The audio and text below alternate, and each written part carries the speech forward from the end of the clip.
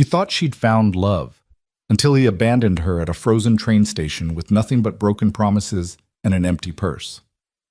Clara Hayes stood alone in the Montana wilderness, her dreams shattered, her future uncertain.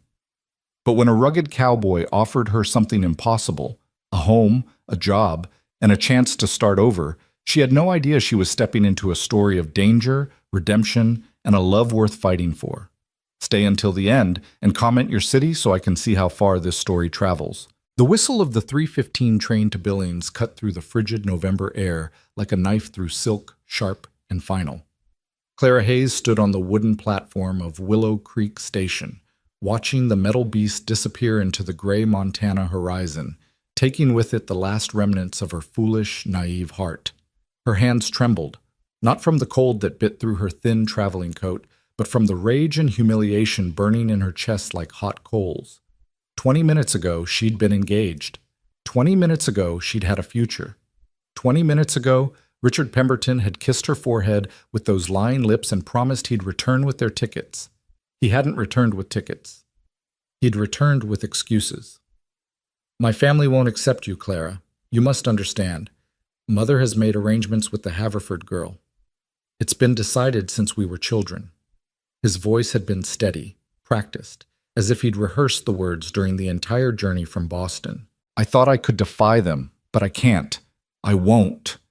She'd stood there, frozen, as he pressed a $5 bill into her palm. $5.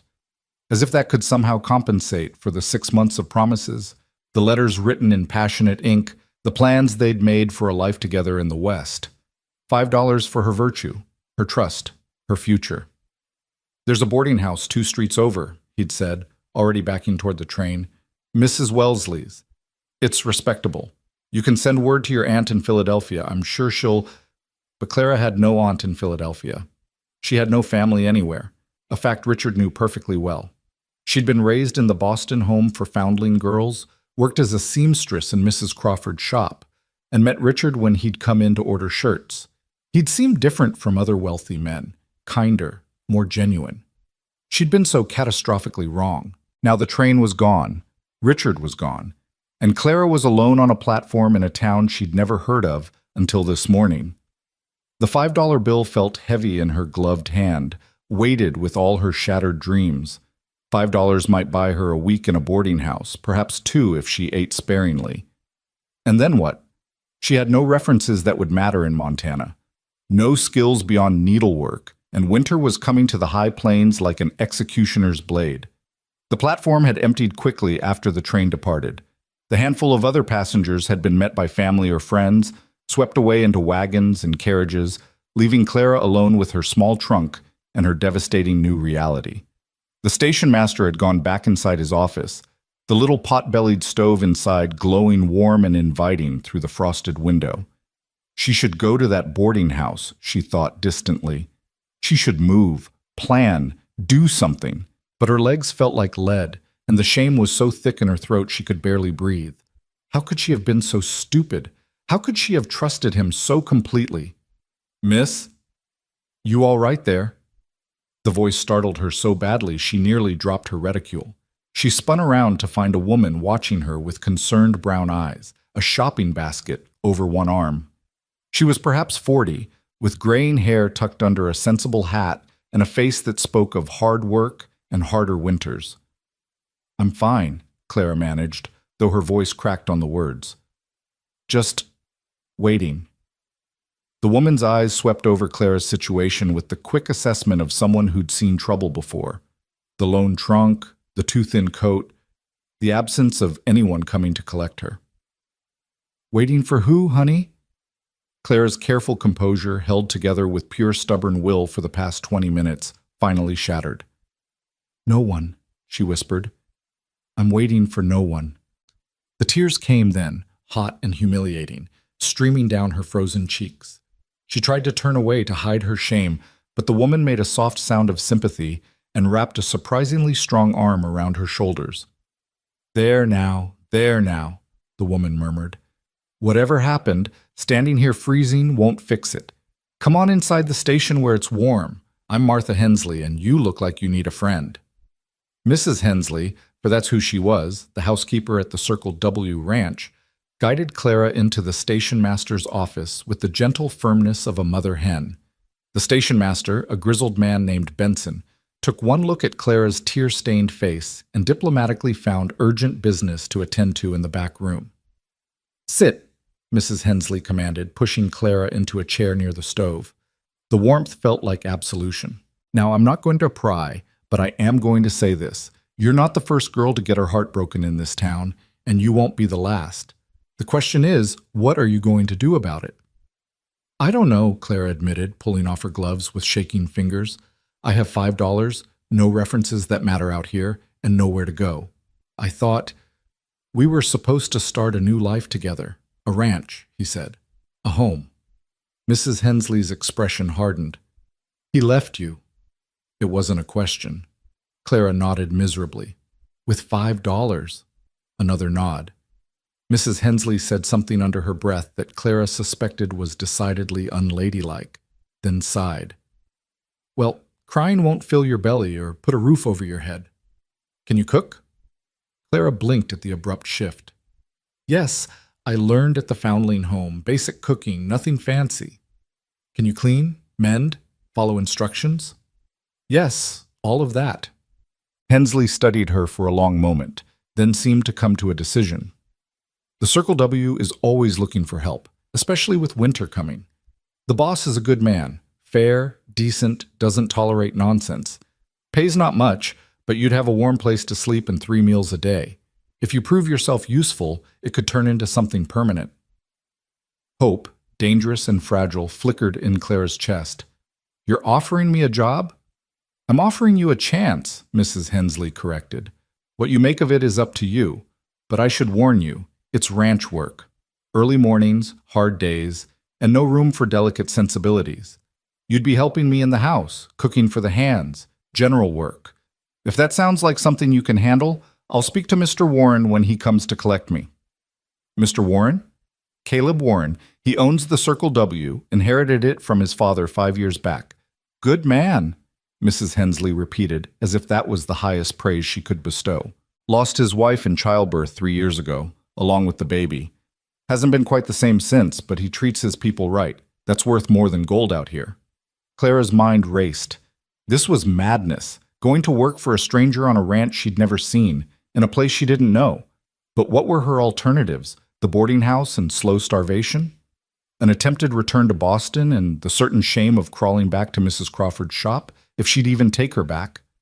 At least this was work, dignity, survival. "I can handle hard work," Clara said, lifting her chin. "I've been working since I was old enough to hold a needle. I'm not afraid of early mornings or rough conditions. If Mr. Warren is willing to give me a chance, I promise I'll earn my keep." Mrs. Hensley's stern expression softened into something almost approving. "We'll see about that. He should be here within the hour. He had business at the land office. In the meantime, tell me your name and where you're from. If you're going to work at the Circle W, I need to know I'm not bringing trouble to the boss's door." Clara told her story, editing only the most humiliating details. She spoke of growing up in the Foundling home, of learning to sew, of meeting Richard and believing his promises of a new life in the West. Mrs. Hensley listened without judgment, occasionally nodding, her weathered hands wrapped around a cup of coffee that Mr. Benson had sheepishly provided.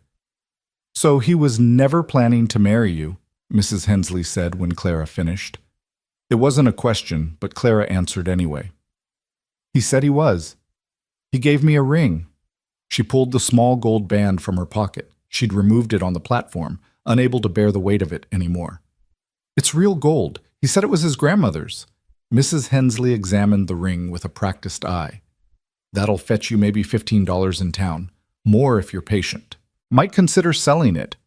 That's 3 months' wages for someone in your position." Clara stared at the ring, that symbol of everything she'd believed and lost. Part of her wanted to hurl it into the snow, to be rid of it forever. But the practical part, the part that had kept her alive through 18 years of poverty and uncertainty, recognized the truth in Mrs. Hensley's words. "I'll think about it," she said quietly, tucking the ring back into her pocket. They sat in companionable silence after that, listening to the wind rattle the station windows, and the occasional pop of wood in the stove. Clara felt oddly peaceful, despite the catastrophe of her situation. Perhaps it was exhaustion, or perhaps it was simply the relief of having a plan, even a tentative one. The door opened with a gust of frigid air, and Clara looked up to see a man step inside. He was tall, well over 6 feet, with broad shoulders and a face that looked like it had been carved from the Montana mountains themselves. His hat was dusted with snow, his heavy coat open despite the cold, revealing a worn work shirt and suspenders. But it was his eyes that caught Clara's attention, gray-blue, like a winter sky, carrying a weight of sorrow that seemed to mirror her own. "Mrs. Hensley," he said, his voice deep and quiet. "Sorry to keep you waiting. The land office was backed up." "No trouble, Mr. Warren," Mrs. Hensley said, standing up. "Actually, your timing is perfect. I'd like to introduce you to Miss Clara Hayes. She's found herself in a difficult situation, and I believe she might be the answer to our staffing problems." Caleb Warren's eyes shifted to Clara, and she felt herself being assessed with the same thorough attention he might give a horse he was considering purchasing. She forced herself to meet his gaze steadily, to stand despite her trembling legs, to project a confidence she didn't entirely feel. "Ma'am," he said, touching the brim of his hat, "what kind of difficult situation?" Mrs. Hensley glanced at Clara, a question in her eyes. Clara took a deep breath. She could lie, invent some respectable story that would save her pride. But something about Caleb Warren's direct gaze made her choose honesty instead. "I was engaged to be married," she said, her voice steady despite the shame burning in her cheeks. "My fiancé abandoned me here with no explanation beyond the fact that his family expects him to marry someone else. I have $5, no family, and no prospects. Mrs. Hensley suggested you might need help at your ranch." She waited for judgment, for pity, for dismissal. Instead, Caleb Warren's expression darkened with anger. Not at her, she realized, but on her behalf. "He left you here." The quiet fury in his voice was somehow more intimidating than shouting would have been. "Just left you at the station?" "Yes, sir." "With $5? "Yes, sir." He said something under his breath that made Mrs. Hensley raise her eyebrows, then seemed to collect himself. "Can you cook, Miss Hayes?" "Yes, sir. Basic cooking. Stews, bread, roasts, pies. I learned in the foundling home where I was raised." "Can you handle a full day's work? The ranch operates from before dawn until after dark." "I've worked in a seamstress shop since I was 12, sir. 10 to 12 hours a day, 6 days a week. I'm accustomed to hard work." His eyes narrowed slightly, studying her. "This isn't a charitable operation, Miss Hayes. If I hire you, I expect you to earn your wage. Mrs. Hensley's not getting any younger. No offense, Martha. And the house needs attention I can't give it. You'd be cooking for 15 men, cleaning, mending, helping with whatever needs doing. In return, you'd have room and board and $20 a month. If you prove yourself valuable, I'll increase that after 3 months." $20 a month. It was more than she'd made at the seamstress shop, and room and board besides. It was salvation, offered without ceremony or condescension. "I accept," Clara said immediately. "Thank you, Mr. Warren. You won't regret it." "See that I don't." But his tone was gentler than his words, and something in his eyes suggested he understood more than he was saying. He turned to Mrs. Hensley. "Get her trunk. We'll stop by the general store for supplies before we head back. No sense making a separate trip." "I can carry my own trunk, sir," Clara said quickly. Caleb Warren looked at her for a long moment, then shook his head. "I'm sure you can, Miss Hayes, but you don't have to anymore." He picked up her trunk as if it weighed nothing and headed for the door, and Mrs. Hensley gave Clara an approving nod and followed him out into the cold. Clara stood there for a moment, trying to process what had just happened. 2 hours ago, she'd been abandoned and hopeless.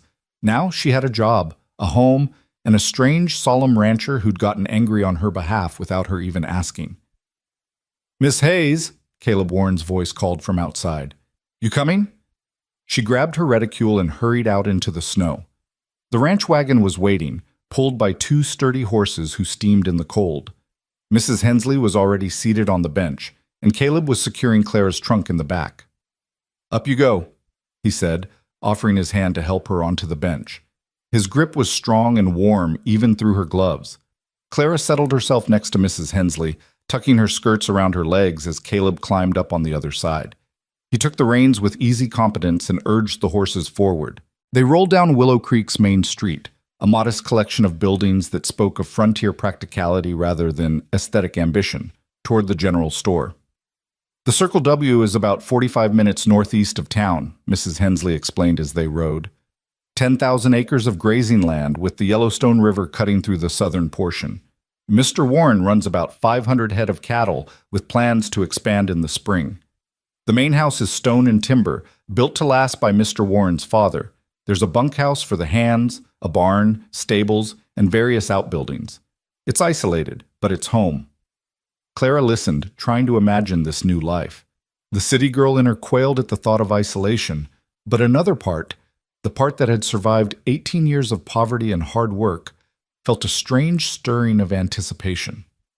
This was a fresh start, a blank page. What she wrote on it would be entirely up to her. At the general store, Caleb tied up the horses and helped both women down. "Get whatever you need," he told Clara.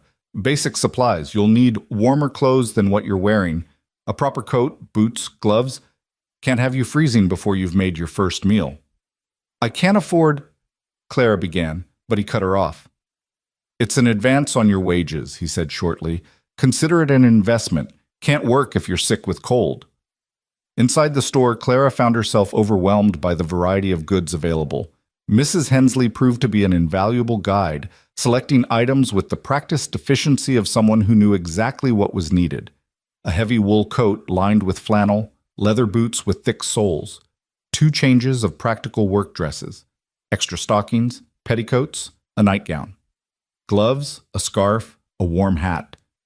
"You'll need these too," Mrs. Hensley said, adding a brush, comb, and some basic toiletries to the growing pile. "And this." She included a small bottle of lavender water, because sometimes smelling nice is the only bit of civilization a woman has out here. Clara felt tears prick her eyes at the kindness. "Thank you," she whispered. "Thank me by being good help," Mrs. Hensley replied, but her tone was warm. "Lord knows I need it." When everything was tallied, Caleb paid without comment, though Clara saw him wince slightly at the total. She made a mental note of the amount, $47.60, and silently vowed to work until she'd earned back every penny twice over. As they loaded the supplies into the wagon, the general store owner, a thin man named Patterson, called out to Caleb, "Heard you had more trouble with rustlers last week. Lost any cattle?" Caleb's expression hardened. 20 head. Tracked them to the border before the trail went cold.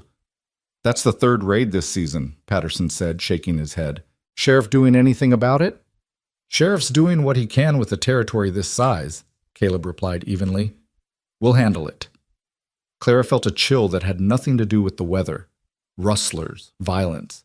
This was a different world from Boston's streets, with different dangers. As they pulled away from the store, Clara worked up the courage to ask, "Is the ranch in danger, sir?" Caleb glanced at her, his expression unreadable. "This is Montana territory, Miss Hayes. Danger's part of the landscape. But I protect what's mine. You'll be safe at the Circle W." The certainty in his voice was oddly comforting. Clara settled back into her seat and watched as they left Willow Creek behind, heading out into the vast Montana wilderness. The landscape was simultaneously beautiful and terrifying, endless white plains broken by distant mountains, the sky so huge it seemed to swallow the world. The cold was fierce, making her grateful for the new coat Mrs. Hensley had insisted she put on immediately. Snow began to fall as they traveled, light at first, then heavier, until the world became a swirling white curtain. "Storm's moving in," Caleb observed, urging the horses faster. "We'll make it back before it gets bad." Mrs. Hensley pulled a blanket from under the seat and tucked it around Clara and herself.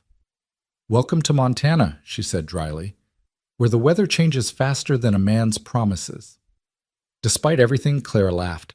It felt strange, foreign, but also cleansing.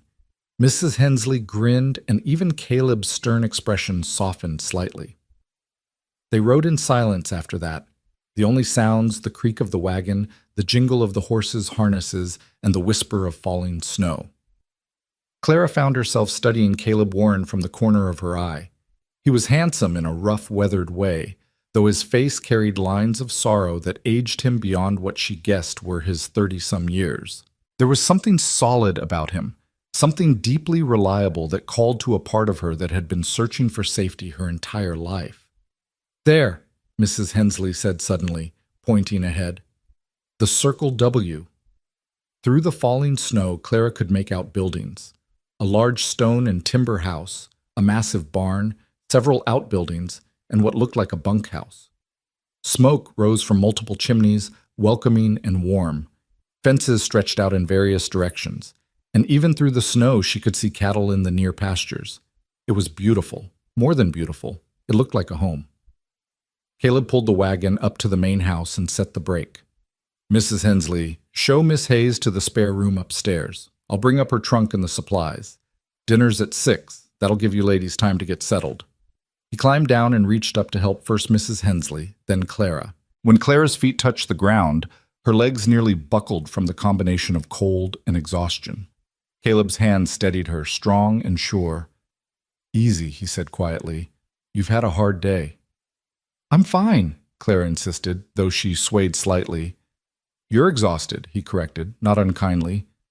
"Martha, take her inside. I'll handle the rest." Mrs. Hensley took Clara's arm and guided her up the porch steps and through the front door. The warmth hit Clara like a physical force, making her realize just how cold she'd been. The interior of the house was rustic but well-maintained. Wood floors, a massive stone fireplace, comfortable-looking furniture, and everywhere the signs of a working ranch. "Kitchen's through there," Mrs. Hensley pointed. "Parlor there, study there. Upstairs are the bedrooms, Mr. Warren's room, my room, a spare room that's now yours, and 2 more for guests, though they're rarely used. Bathrooms downstairs off the kitchen. Mr. Warren had indoor plumbing installed last year, which is pure luxury in these parts." She led Clara upstairs to a small but comfortable room with a window overlooking the front yard.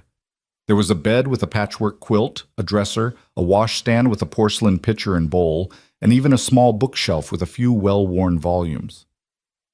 "This was Mr. Warren's sister's room," Mrs. Hensley explained. "She married a rancher from Wyoming 3 years back. Visits when she can, but it's a long journey. She won't mind you using it." "It's perfect," Clara said honestly. After years of sharing a dormitory with 30 other girls, then a cramped boarding house room in Boston, this felt like a palace. Caleb appeared in the doorway with her trunk, barely winded despite carrying it up the stairs. He set it down by the dresser with a gentle thump. "Anything else you need, Miss Hayes?" "No, sir, thank you." He nodded and turned to leave, then paused.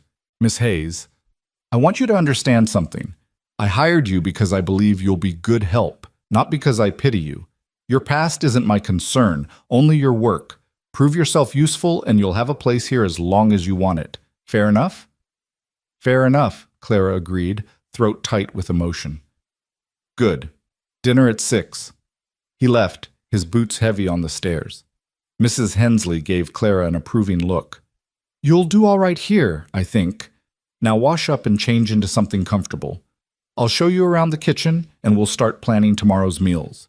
The men eat like horses, so we'll need to get up early to have breakfast ready by 5:30. 5:30? Clara managed not to wince. "Ranch hours, honey. You'll get used to it." Mrs. Hensley patted her arm. "Take 20 minutes to settle yourself, then come down. We've got work to do." Alone at last, Clara sank onto the bed and let herself shake. The enormity of everything that had happened crashed over her like a wave. Richard's betrayal, her desperate situation, the strange kindness of these people who owed her nothing. She pulled out the gold ring from her pocket and stared at it. In Boston, she'd looked at this ring and seen her future. Now she saw only her naivety, but perhaps that was a gift too. She'd learned a hard lesson about trust and promises, but she'd also learned that kindness could come from unexpected places. Rising, Clara went to the window and looked out at the Circle W. Snow was falling harder now, covering everything in white. She could see the barn, the cattle in the distance, the lights starting to glow in the bunkhouse. This was her new life, foreign and frightening and full of possibility. She would make it work. She had to. Clara changed into one of the new work dresses, braided her hair in a simple plait, and washed her face in the cold water from the pitcher. Looking in the small mirror above the washstand, She barely recognized herself. The sophisticated Boston lady was gone, replaced by someone harder, more uncertain, but also more determined. Clara Hayes, she told her reflection firmly, you are not going to fail. Not here. Not now. Taking a deep breath, she went downstairs to begin her new life. Mrs. Hensley was waiting in the kitchen, a massive room dominated by a cast-iron stove and a long wooden table. Copper pots hung from hooks, shelves were lined with supplies, and the whole space spoke of serious daily cooking. Good, you're here, Mrs. Hensley said briskly. Let me show you what's what. We keep the staples here: flour, sugar, salt, coffee. These are our spices, though selection's limited this time of year. Root vegetables in the cellar, salted meat in the cold room off the porch, fresh meat when the men butcher. We bake bread every other day, do laundry on Mondays, and generally keep the house running. She opened cupboards, showed Clara where everything was kept, explained the routine. Clara listened intently, memorizing every detail. This was her job now, her purpose, and she would master it. The men eat in the bunkhouse mostly, but they come to the main house for dinner on Sundays and whenever we're doing something special. Today, though, it's just you, me, and Mr. Warren. Simple meal. We've got a beef roast I started this morning, potatoes, carrots, and I thought maybe you could try your hand at biscuits. I can make biscuits, Clara said confidently. It was one of the first things she'd learned at the foundling home. Good, I'll handle the rest. You work on those. For the next hour, Clara lost herself in the familiar rhythm of cooking.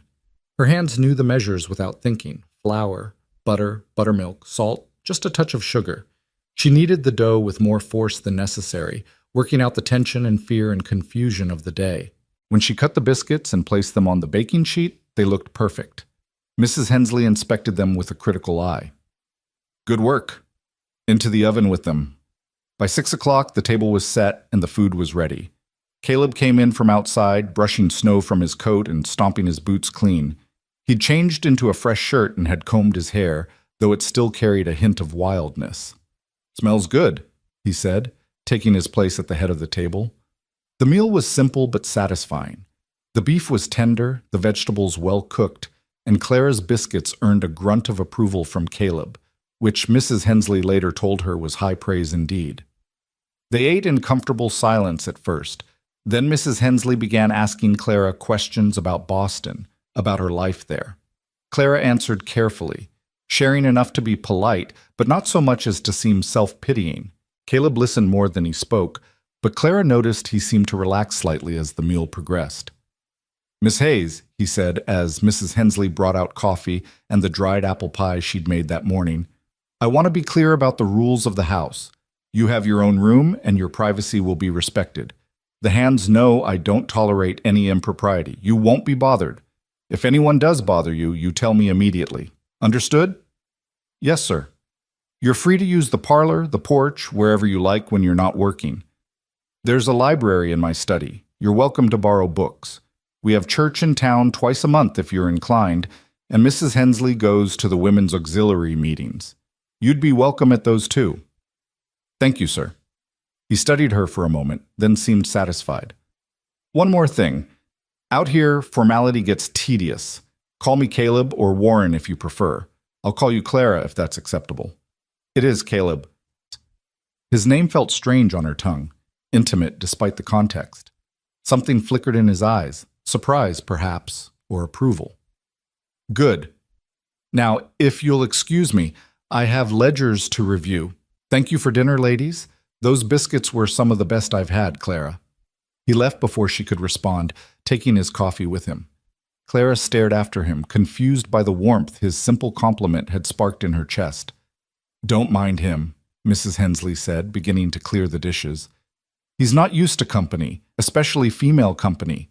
His wife's death hit him hard, but he's a good man, like I said, fair and decent, which is more than you can say for most. Clara helped with the dishes, learning the routine, the rhythm of the house. By the time everything was clean and put away, exhaustion hit her like a hammer. Mrs. Hensley took one look at her and shooed her upstairs. Get some sleep, honey. Tomorrow starts early and you'll need your strength. In her new room, Clara unpacked her meager belongings and hung up her new clothes. She sat on the bed and pulled out Richard's ring one more time, studying it in the lamplight. Tomorrow, she decided she would ask Caleb about selling it. She didn't want the money for luxuries. She wanted to pay back what he'd spent on her today. Pride, perhaps, but it mattered to her. As she extinguished the lamp and slipped under the warm quilts, Clara listened to the sounds of her new home.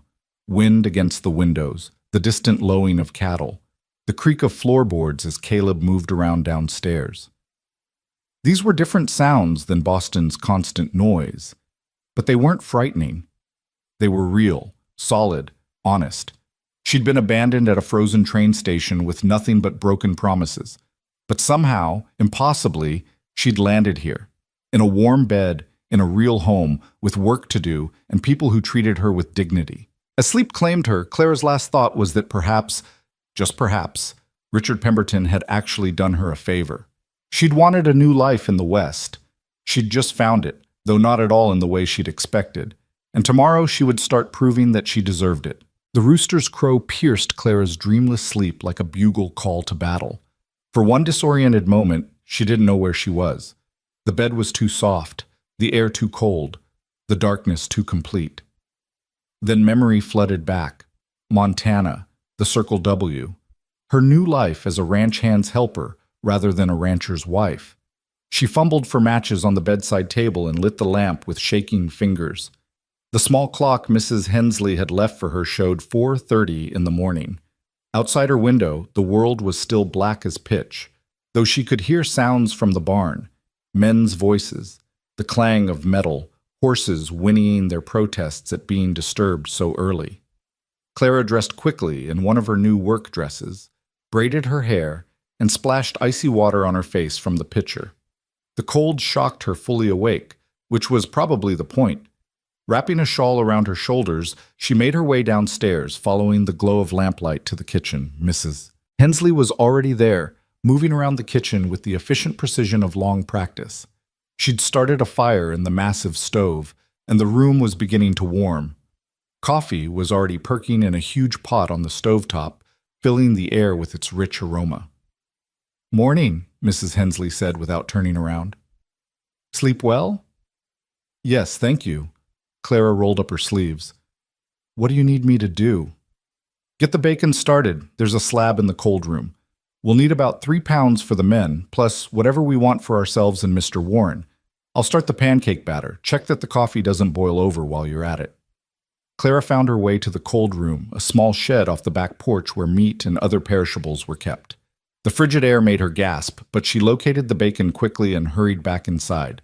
Within minutes, she had strips sizzling in 2 large cast-iron skillets, the smell making her stomach growl despite her nervousness. For the next hour, the kitchen became a choreographed dance of organized chaos. Mrs. Hensley mixed enormous bowls of pancake batter while Clara fried bacon, scrambled 24 eggs, and sliced bread for toasting. They worked in comfortable silence, broken only by terse instructions. "Hand me that bowl. Check the bacon. More coffee." At precisely 5:30, the back door opened and men began filing in, ranch hands, dusty and weathered, smelling of horses and leather and hard work. They removed their hats respectfully and took their places at the long table in what was clearly an established routine. Clara felt their curious eyes on her as she helped Mrs. Hensley carry out platters of food. She kept her gaze down, focused on her work, but she could hear the whispers. "That the new girl? Where'd she come from?" "Boss hired her yesterday, I heard. Found her at the station." "Pretty little thing. Wonder how long she'll last." "Long enough if she can cook like this. Pass the bacon." The men ate with single-minded intensity, barely speaking except to request more food. Clara and Mrs. Hensley kept the platters full, the coffee flowing, moving back and forth between kitchen and dining room like well-oiled machinery. Caleb appeared just as the hands were finishing up, looking as alert and composed as if he'd had a full night's sleep rather than whatever scant hours he'd managed. He nodded to Clara, took his place at the head of the table, and accepted the plate she nervously set before him. "Men," he said, his quiet voice somehow carrying authority, "this is Clara Hayes. She'll be helping Mrs. Hensley with the house and cooking. You'll treat her with respect or you'll find employment elsewhere. Clear?" A chorus of "yes, boss," and "understood" rippled around the table. Caleb took a bite of his breakfast, chewed thoughtfully, then looked up at Clara. "Good eggs. Better than mine." It was a small compliment, delivered matter-of-factly, but Clara felt ridiculously pleased. Thank you. The hands finished eating and filed out to begin their day, each one nodding politely to Clara as they passed. The last to leave was an older man with a weathered face and kind eyes who paused at the door. Tom Redding, ma'am, he said, touching his hat. I'm the foreman. If you need anything heavy moved or any trouble handled, you let me know. Thank you, Mr. Redding. Just Redding, ma'am. Everyone here's just one name. He grinned and headed out into the pre-dawn darkness. Caleb lingered over his coffee, watching Clara and Mrs. Hensley clean up. Clara, when you're finished here, I'd like to show you around the property. You should know the layout, where everything is, where not to go, that sort of thing. Of course. Clara's heart beat a little faster at the prospect of time alone with him. Not that it meant anything. He was just being thorough, making sure she knew her way around. Still, something about Caleb Warren made her nervous in a way that had nothing to do with fear.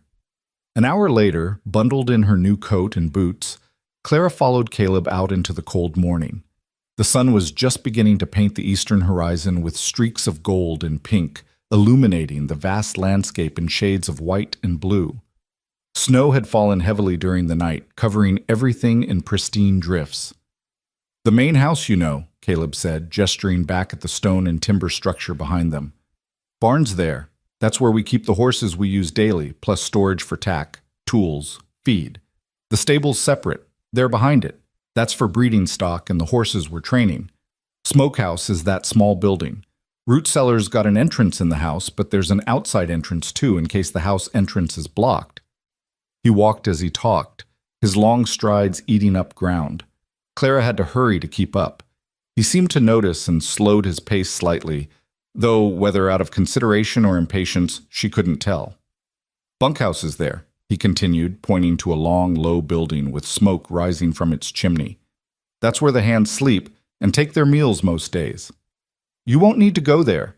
They come to the house for Sunday dinners and special occasions, but otherwise they're self-sufficient. My father built it that way deliberately. Helps maintain proper boundaries. Clara nodded, filing away the information. How many men work here? 15 year-round, more during spring and fall. Roundup, branding, that sort of thing requires extra hands. Most of the men have been here for years. They're good workers, loyal. A few are young, still learning. I expect them all to be respectful, but if anyone steps out of line, you tell me immediately. Understood?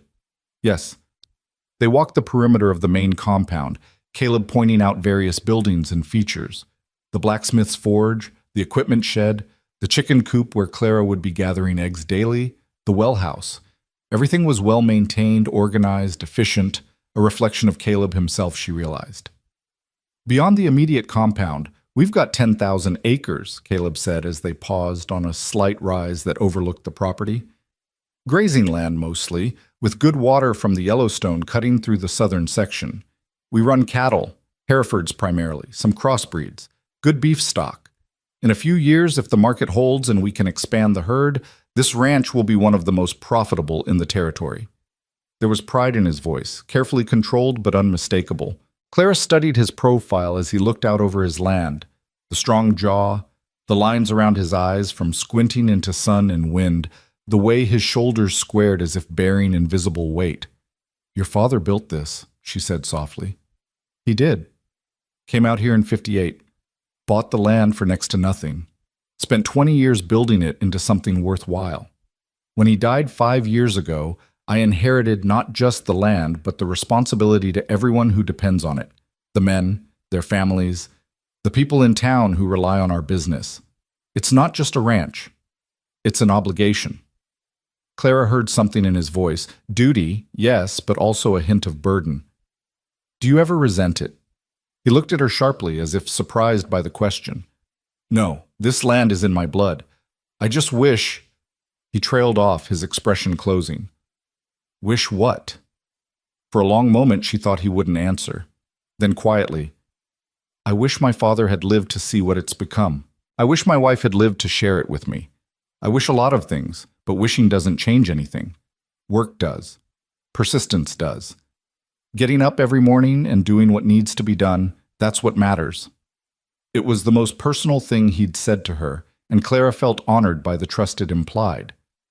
Your wife, Mrs. Hensley mentioned she died in childbirth. Sarah, 3 years ago, this December. His voice was carefully neutral, but his hands clenched briefly at his sides. She was 22. We'd been married 2 years. The doctor said sometimes it just happens. The baby was positioned wrong, labor went on too long. By the time we realized how bad it was, there was nothing anyone could do. Lost them both.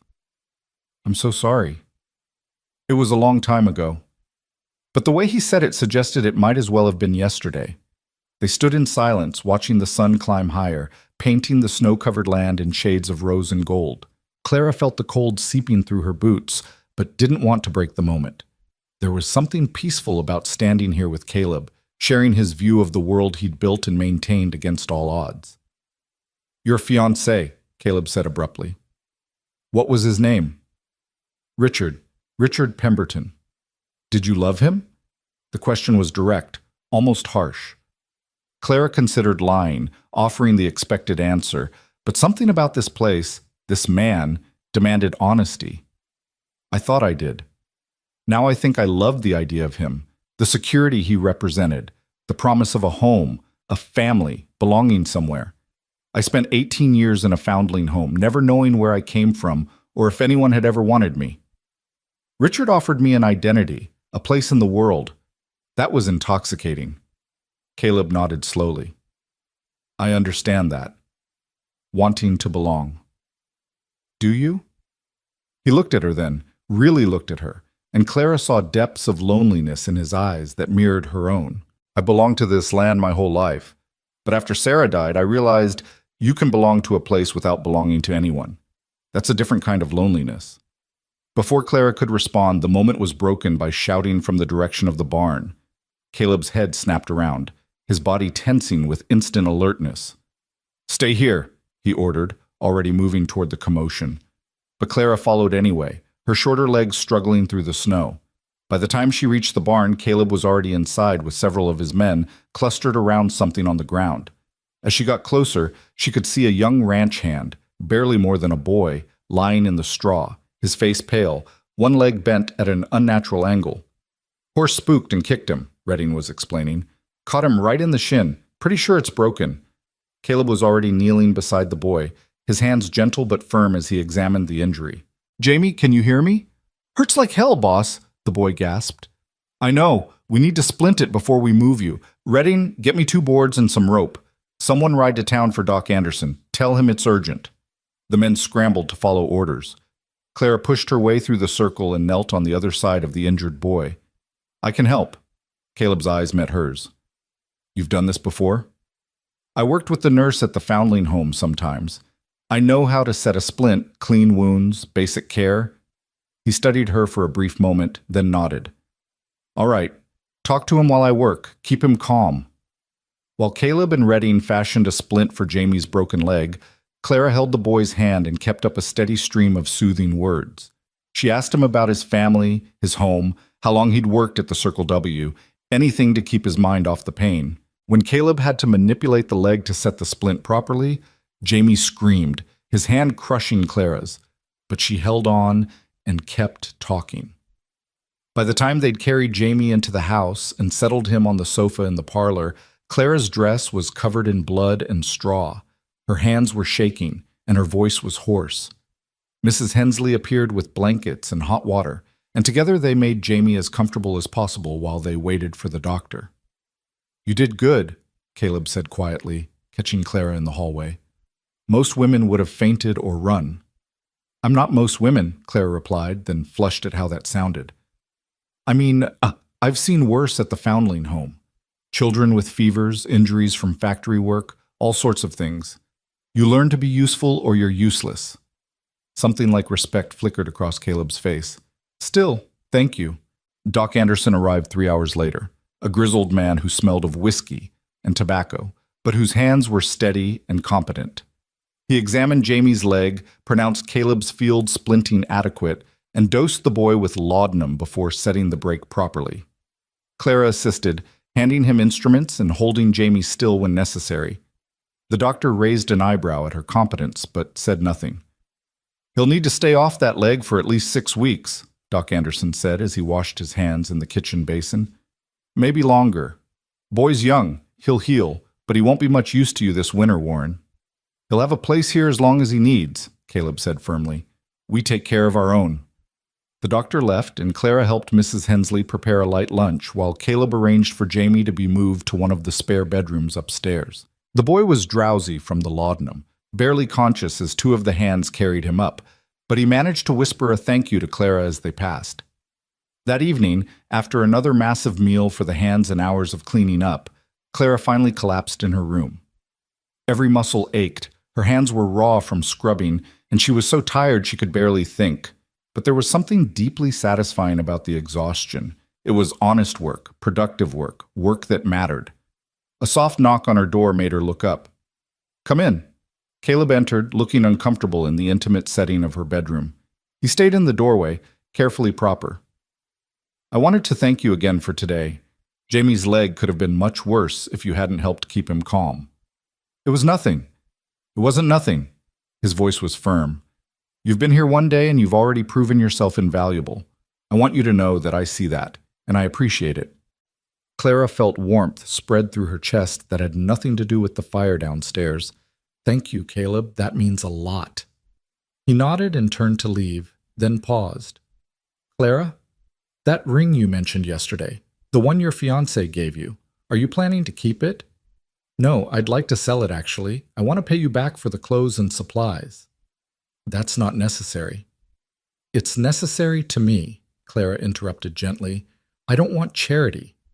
I want to earn my place here honestly. Caleb studied her for a long moment, then nodded. I respect that.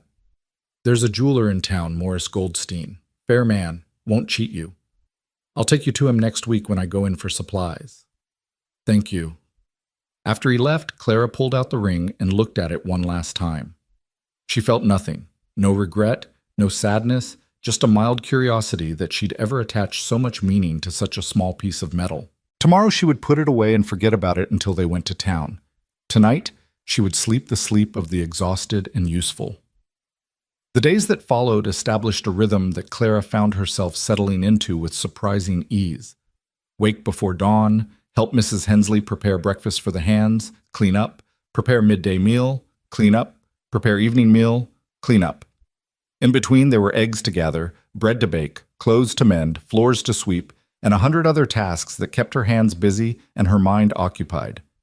Jamie proved to be an easy patient, cheerful despite his pain, grateful for every meal Clara brought him. She found herself spending time in his room, chatting while he ate, learning about life on the ranch from his enthusiastic, if somewhat rambling stories.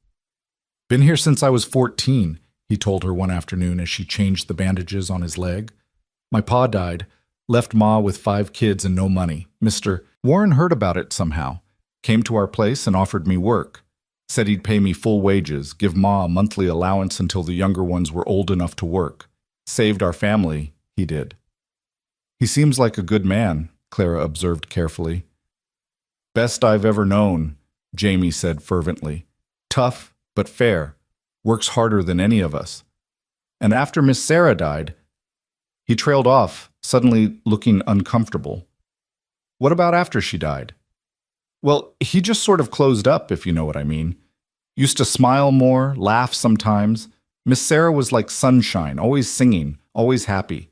After we lost her, the light went out of him. He does his duty, takes care of everyone, but it's like he's just going through motions.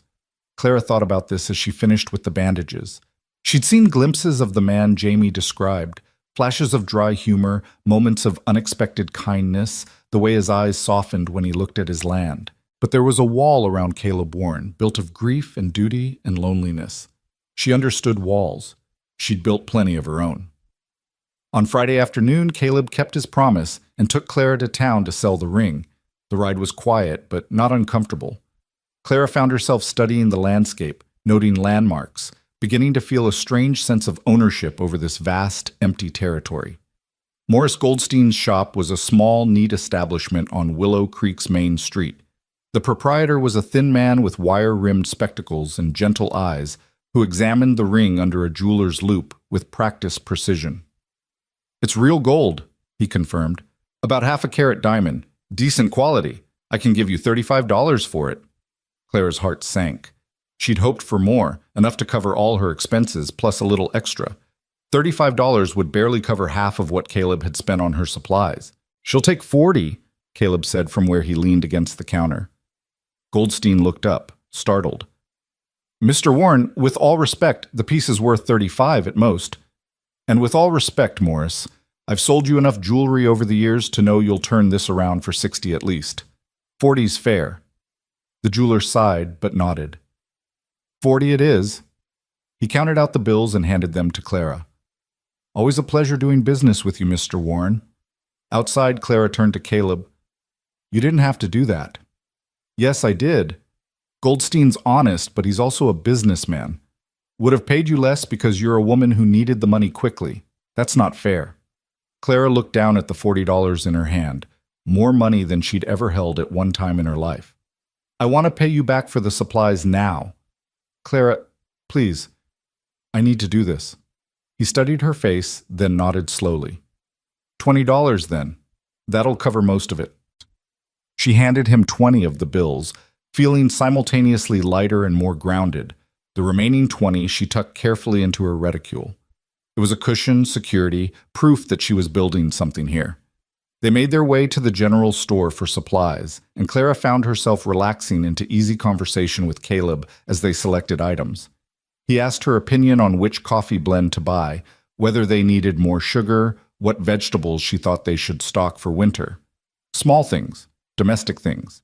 But they made her feel included, valued. At the dry goods counter, Clara's eye caught on a bolt of dark blue fabric, simple but good quality. She could make herself another dress from it, replace the one she'd left behind in Boston, but it would cost nearly half her remaining money. Go ahead, Caleb said, noticing her hesitation. Get what you need. I shouldn't spend the money. You earned it. Besides, can't have you wearing the same 2 dresses until they fall apart. Get the fabric, get thread, needles, whatever else you need. Clara did, feeling recklessly extravagant. She also bought a small journal and a pencil. She wanted to start recording recipes, household notes, maybe even her thoughts.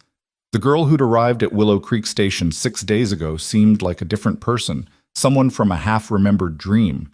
As they loaded the supplies into the wagon, a woman's voice called out, "Caleb Warren, is that you?" They turned to see an elegantly dressed woman approaching, her smile wide and calculating.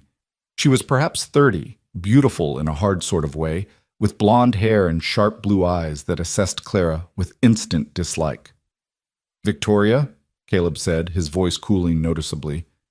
"I didn't know you were in town. Just returned from Denver. The shopping there is so much better than our provincial little offerings." Her gaze slid to Clara. "And who is this? I don't believe we've been introduced." "Clara Hayes, this is Victoria Ashford. Her father owns the ranch adjacent to mine. Clara is working at the Circle W, helping Mrs. Hensley." Victoria's smile turned condescending. "A servant. How practical. Tell me, Miss Hayes, are you from around here? Your clothes suggest otherwise." Clara felt her spine stiffen. "I'm from Boston. I arrived last week." "Boston? How exotic. Whatever brought you to this wilderness?" "A change of circumstances," Clara said evenly, refusing to be baited. "Indeed." Victoria turned her attention back to Caleb, effectively dismissing Clara. "Caleb, Father is having a dinner party next Saturday. Just a small gathering, the Harrisons, the Coles, Judge Whitmore. We'd love for you to attend. It's been far too long since you've socialized properly." "I appreciate the invitation, but I'll have to decline. It's a busy season." "It's always a busy season with you," Victoria pouted prettily. "You can't hide away on that ranch forever grieving. Sarah wouldn't have wanted that." Caleb's expression turned glacial. "Don't presume to tell me what my wife would have wanted." Victoria had the grace to look slightly abashed. "I apologize. I only meant that life goes on, and you deserve happiness again. There are several lovely young ladies who would be honored. I'm not interested. Good day, Victoria."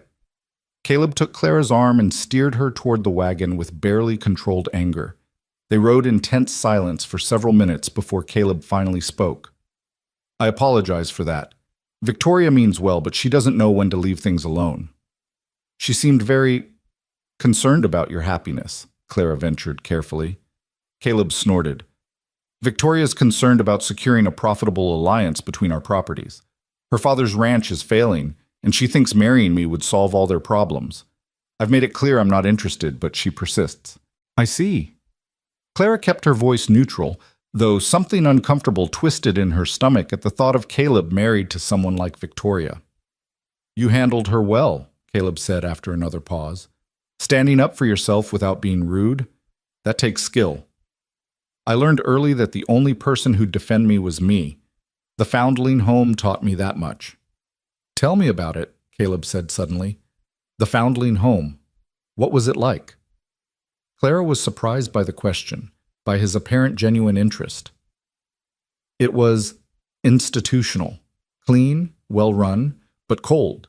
We had dormitories with 30 beds, strict schedules, mandatory work assignments.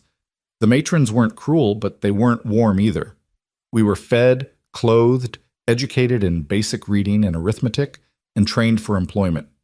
When we turned 16, we were expected to find positions and leave.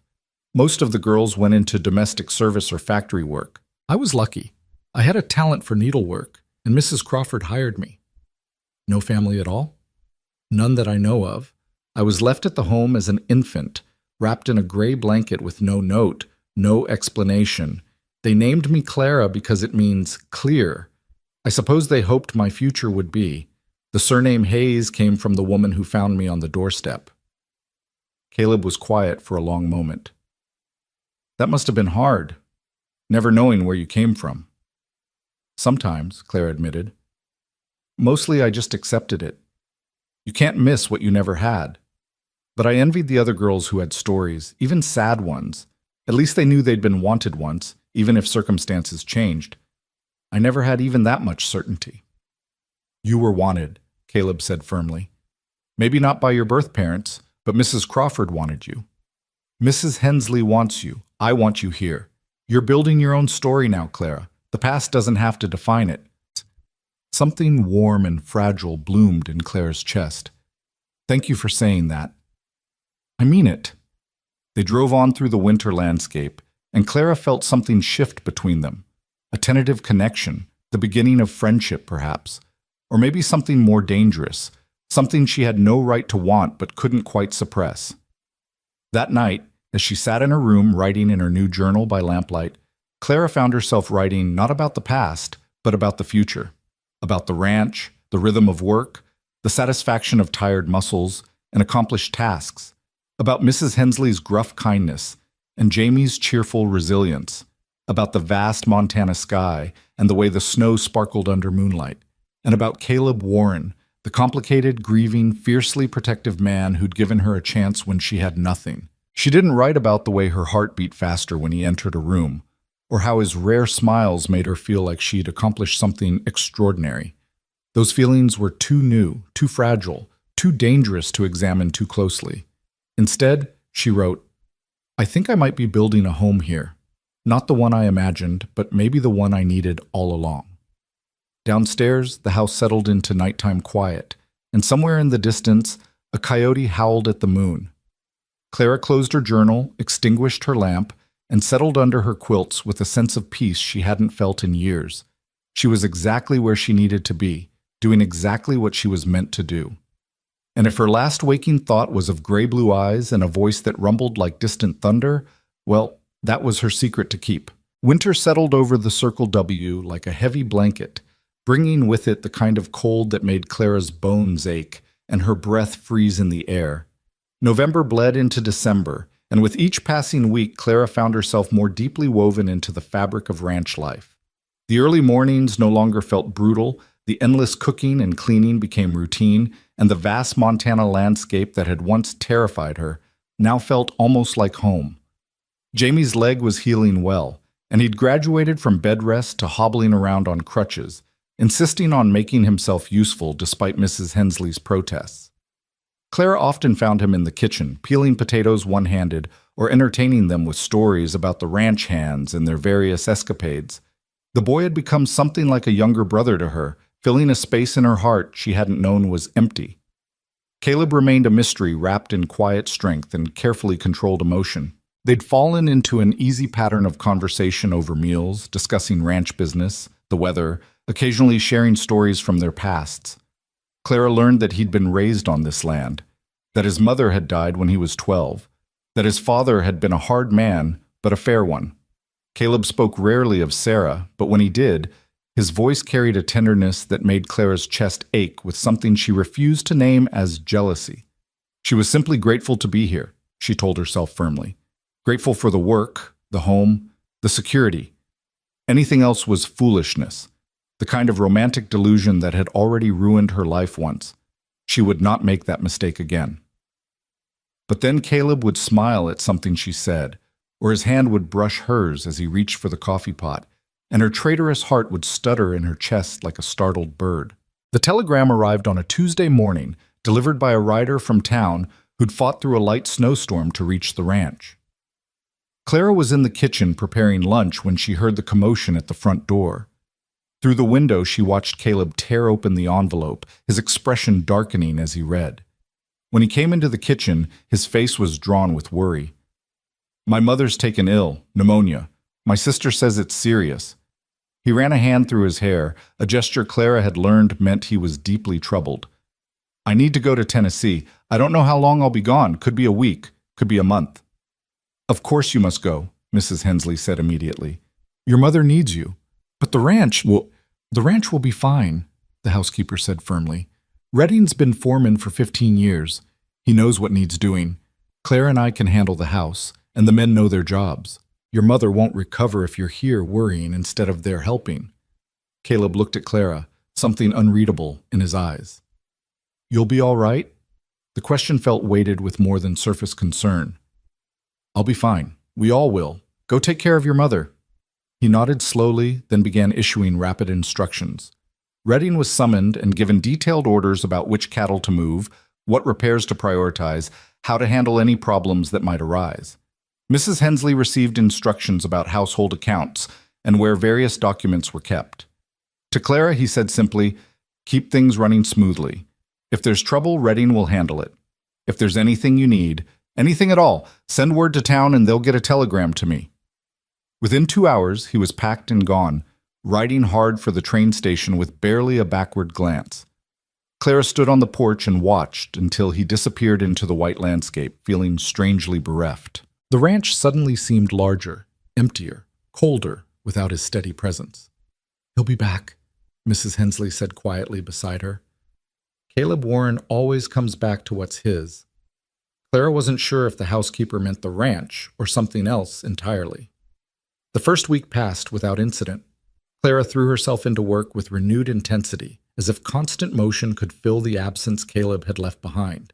She baked extra bread, reorganized the pantry, mended every piece of clothing that needed attention, and spent hours teaching Jamie to read better from the books in Caleb's study. The hands noticed their boss's absence but continued their work with professional dedication. Redding proved to be an excellent foreman, running the daily operations with calm efficiency. He checked in with Mrs. Hensley each evening to report on the day's progress and confirm there were no problems. "Moved the cattle to the south pasture like the boss wanted," he'd say, accepting a cup of coffee. "Fixed that loose board in the barn. Young Tucker's showing real promise with the horses. All's well."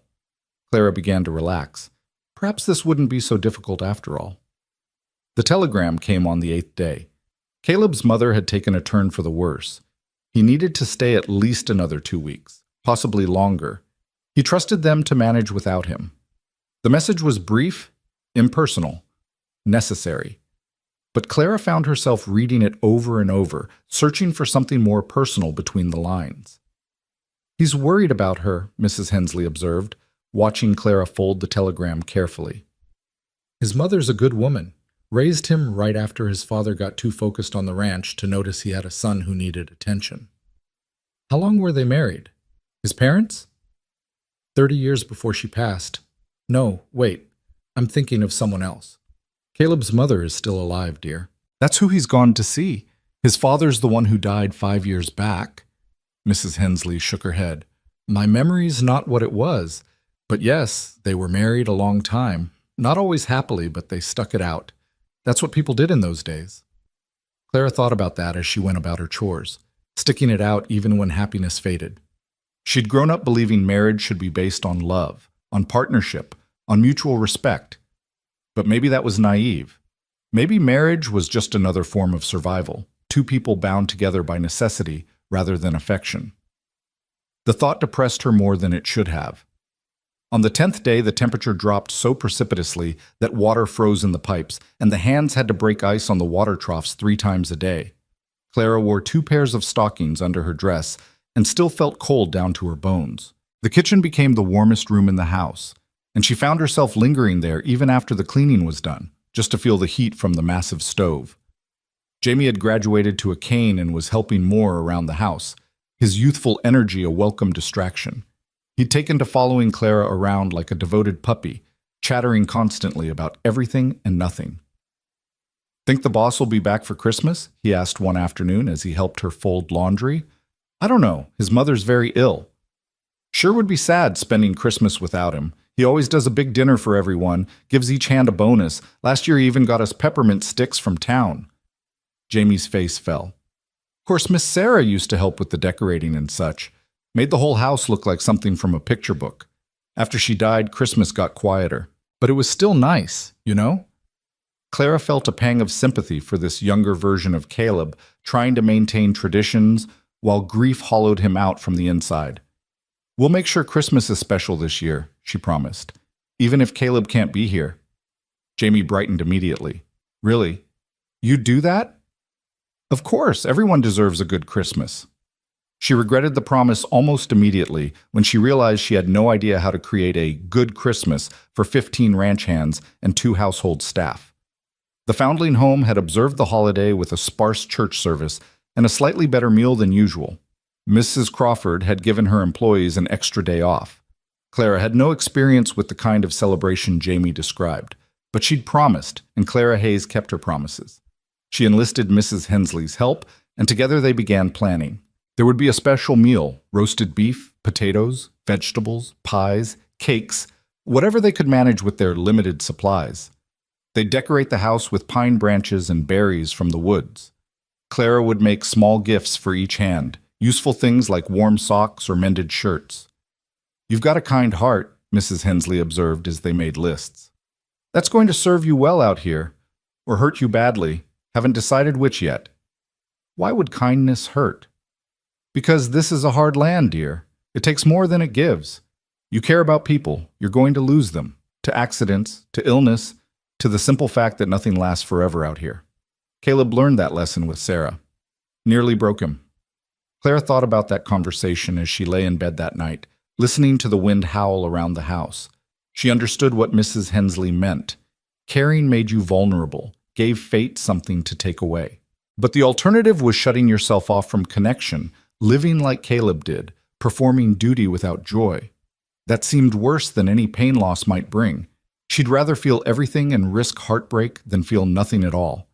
The 14th day brought a blizzard that lasted 3 days straight, trapping everyone inside and making even the short walk to the barn treacherous. The hands took turns checking on the cattle, coming back crusted with ice and barely able to feel their fingers. Clara and Mrs. Hensley kept coffee and soup going constantly, providing warmth and sustenance to the half-frozen men. On the second night of the storm, as Clara was banking the fire in the kitchen stove before bed, she heard shouting from outside. She ran to the window and saw through the driving snow a group of riders approaching the house. But these weren't their men returning from chores. These were strangers sitting their horses with aggressive postures, their faces hidden by scarves and hats. Redding burst through the kitchen door, snow flying. "Clara, get Mrs. Hensley and Jamie and go upstairs. Lock yourselves in a bedroom and don't come out until I say." "What's happening?" "Just do it. Now!" The urgency in his voice sent Clara running. She found Mrs. Hensley already herding Jamie toward the stairs, the older woman's face grim. They locked themselves in Clara's room, and Jamie positioned himself by the window despite Mrs. Hensley's protests. "I can see what's happening," he whispered. 6 riders. They're talking to Redding and the boys. Can't hear what they're saying, but oh no, oh no. "What?" Clara moved to the window despite her fear.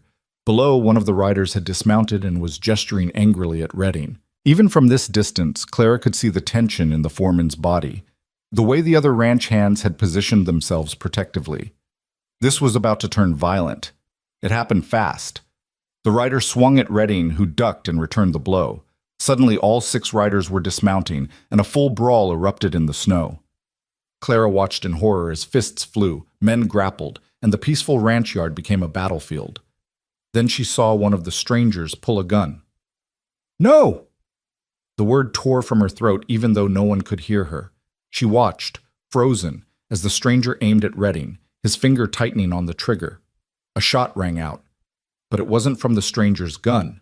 It was from the house. Clara spun to see Jamie by the door, Caleb's rifle in his hands, his face pale but determined.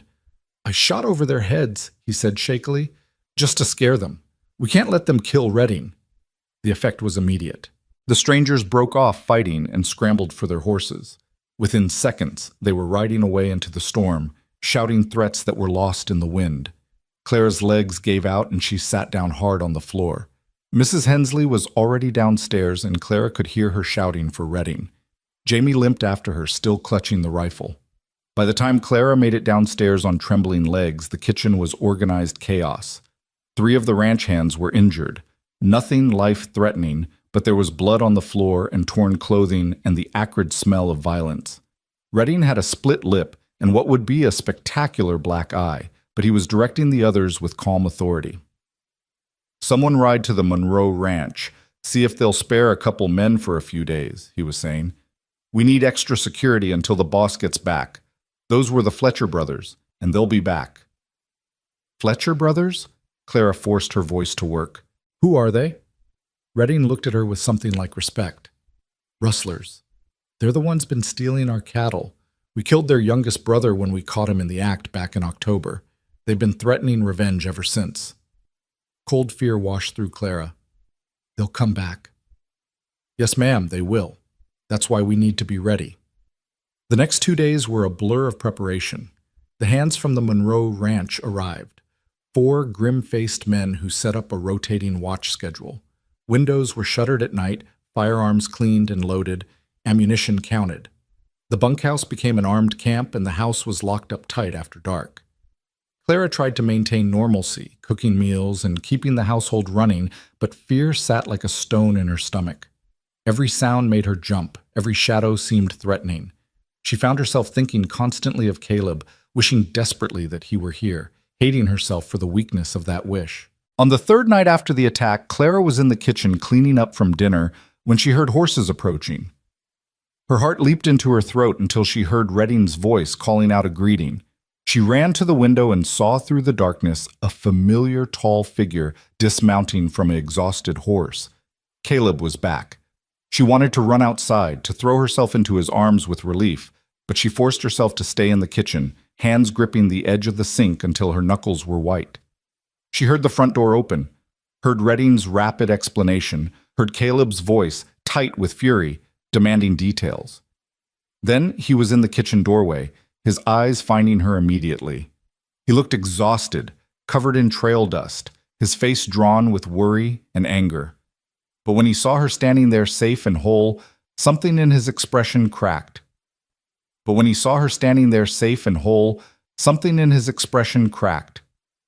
Clara.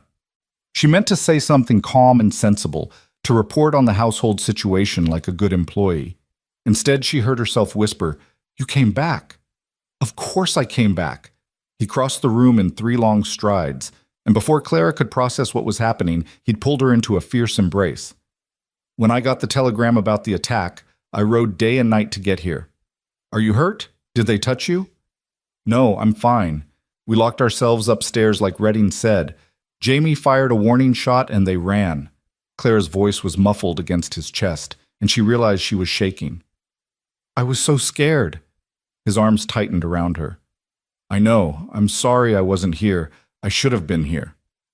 Your mother is recovering. My sister can handle the rest. My place is here, protecting what's mine." His voice dropped to something almost fierce. "Protecting you." Clara pulled back enough to look up at him, her heart hammering. The expression in his eyes made her breath catch. It was raw, unguarded, full of an emotion she didn't dare name. For a long moment, they simply stared at each other, the air between them crackling with tension. Then Redding's voice from the hallway broke the spell. "Boss, we need to talk strategy." Caleb released her slowly, his hands lingering on her arms. "We'll continue this later," he said quietly. "But Clara, I'm glad you're safe. Very glad." He left to confer with his men, and Clara stood in the middle of the kitchen, her whole body trembling with reaction. Mrs. Hensley appeared from the pantry, her expression knowing. "Told you he'd come back," was all she said. That night, the house felt different with Caleb in it. Safer, more solid, more complete. Clara lay in her bed listening to the sound of male voices downstairs as he and Redding planned their defense, and for the first time in days, she felt like she could breathe properly. But sleep proved elusive. Every time she closed her eyes, she saw the Fletcher brothers riding out of the storm, saw the gun aimed at Redding, heard Jamie's rifle shot echoing through the night. She'd been so afraid, not just for herself, but for everyone on the ranch, these people who'd become something like family. Around midnight, unable to stand the tossing and turning anymore, Clara wrapped a shawl around her nightgown and crept downstairs for warm milk.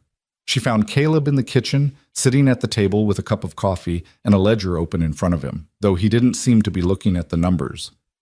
"Couldn't sleep either?" she asked softly. He looked up, and in the lamplight, she could see the exhaustion etched into his face. "Too much to think about. How to protect everyone, how to end this without more bloodshed, whether I should contact the territorial marshal or handle it ourselves." He rubbed his eyes. "And my mother. Leaving her was one of the hardest things I've ever done, even knowing my sister was there." Clara poured herself some milk and sat down across from him. "Is she going to be all right?" "The doctor thinks so. The crisis has passed, but she's not young anymore, and pneumonia takes a toll." His voice was heavy with worry and guilt. "You can go back to her if you need to. We'll manage here." "No." The word was firm, final. "I'm not leaving again, not with the Fletcher brothers making threats, not with you in danger." There it was again, that possessive note in his voice when he spoke of her safety. Clara's pulse quickened. "Caleb, I'm just an employee. You don't have to—" "You're not just an employee."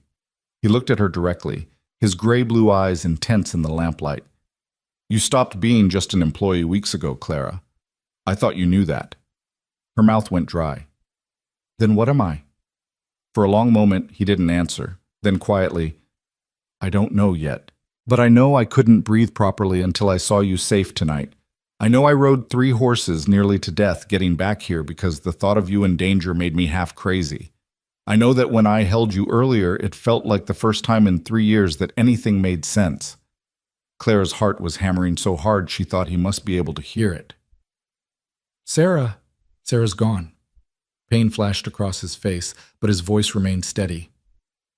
"I loved her, and I'll always love her memory. But she's gone, and I'm still here, and I'm tired of being alone. I'm tired of just existing without living. You make me want to live again, Clara. You scare the hell out of me, but you make me want to try." She should be cautious, she knew. She should remember Richard's promises, remember that wanting something didn't make it real or lasting. But sitting here in the warm kitchen with Caleb looking at her like she was something precious and rare, caution felt impossible. "You scare me too," she admitted. "I didn't come here looking for this. I came here broken and desperate, just trying to survive. But somehow you've become—" She struggled for words. "Important. So important that when you were gone, everything felt wrong." Caleb reached across the table and took her hand, his calloused fingers gentle against hers. "I can't promise you anything fancy. I can't promise it'll be easy. This is a hard life in a hard land, and I'm a difficult man with too much grief in my past. But I can promise I'll never abandon you, never lie to you, never treat you as less than you deserve. If you're willing to take a chance on us, I'll spend the rest of my life proving you made the right choice." Clara felt tears prick her eyes. "That's the most romantic thing anyone's ever said to me. I'm not done." He stood and pulled her to her feet, his hands framing her face with infinite tenderness. "Clara Hayes, you are brave and strong and kind, and you've brought light back into this house, into my life. I don't know if what I feel is love yet. I'm too scared to call it that. But I know it's real, and I know it matters, and I know I want to see where it goes, if you'll have me." She answered by rising on her toes and kissing him, pouring 3 months of longing and fear and hope into the touch of her lips against his. He made a sound deep in his chest and pulled her closer, the kiss deepening into something that felt like coming home and starting an adventure all at once. When they finally broke apart, both breathing hard, Caleb rested his forehead against hers. "Is that a yes?" "That's a yes," Clara whispered. "But Caleb, take your time calling it love. I need to believe it when you say it." "Fair enough." He pressed a kiss to her forehead. "Now go back to bed before Mrs. Hensley comes down and lectures us both about propriety." Clara laughed softly and headed for the stairs. But at the doorway, she paused and looked back. Caleb was watching her with an expression that made her heart skip, tender and possessive and full of promise. "Good night, Clara." "Good night, Caleb." She climbed the stairs with warmth spreading through her chest, chasing away the last remnants of fear. The Fletcher brothers were still a threat. Winter was still brutal, life was still uncertain. But for the first time since Richard had abandoned her at that frozen train station, Clara felt like she might actually have a future worth fighting for. And this time, she wasn't facing it alone. The next morning dawned clear and cold, the kind of crystalline winter day that made the snow sparkle like diamonds. Clara woke feeling simultaneously exhausted and exhilarated, the memory of Caleb's kiss still tingling on her lips. She dressed quickly and headed downstairs, uncertain what the day would bring, but ready to face it. She found the kitchen already bustling with activity. Mrs. Hensley was pulling biscuits from the oven, and Caleb was at the table with Redding and 3 other men, maps spread out before them. "The South Pasture's most vulnerable," one of the men was saying. "That's where they hit us last time." "So we reinforce there," Caleb decided. "Double the watch, set up a rotation so no one's out there alone. And I want tripwires with bells along the main approaches. Low-tech, but effective." Clara poured coffee and began helping Mrs. Hensley with breakfast, hyper-aware of Caleb's presence just feet away. Once, their eyes met across the kitchen, and the heat in his gaze made her nearly drop the pan of bacon she was carrying. Mrs. Hensley noticed and made a harumphing sound that might have been approval or exasperation. Either way, she said nothing, just shook her head and kept cooking. The hands filed in for breakfast, and Clara noticed they were all armed now, rifles propped near the door, gun belts worn even inside. The easy camaraderie of earlier weeks had been replaced by alert wariness. These men were preparing for war. After breakfast, as the hands dispersed to their various tasks, Caleb caught Clara in the hallway. He glanced around to make sure they were alone, then pulled her into the study and closed the door. "I meant what I said last night," he said without preamble. "All of it. But I need to know you understand what you're getting into. The Fletcher brothers won't give up easily. Things could get dangerous, possibly violent. If you want to go back to town until this is resolved, I'll understand. I'll make sure you have money, a place to stay." "I'm not leaving," Clara interrupted firmly. "This is my home now. These are my people. I'm staying." Something fierce and proud flashed in his eyes. "You're sure?" "I'm sure." He kissed her then, hard and quick, then released her and stepped back. "All right, then we need to make you safe. Redding's going to teach you and Mrs. Hensley how to shoot, just basic rifle handling, enough to defend the house if it comes to that. We'll keep weapons loaded and accessible on each floor. And if trouble comes, I need your word you'll listen to whoever's in charge of protecting you." "You have it." Clara touched his face gently. "We'll get through this." "We will," he agreed. Then softer. "Together." The word hung between them like a promise, like a vow, like the beginning of everything that mattered. They spent the rest of the day preparing. Redding proved to be a patient teacher, showing Clara and Mrs. Hensley how to load, aim, and fire the heavy rifles. Clara's shoulder ached from the recoil by the time they finished practicing, but she could hit a target at 50 yards, which Redding declared good enough to discourage trouble.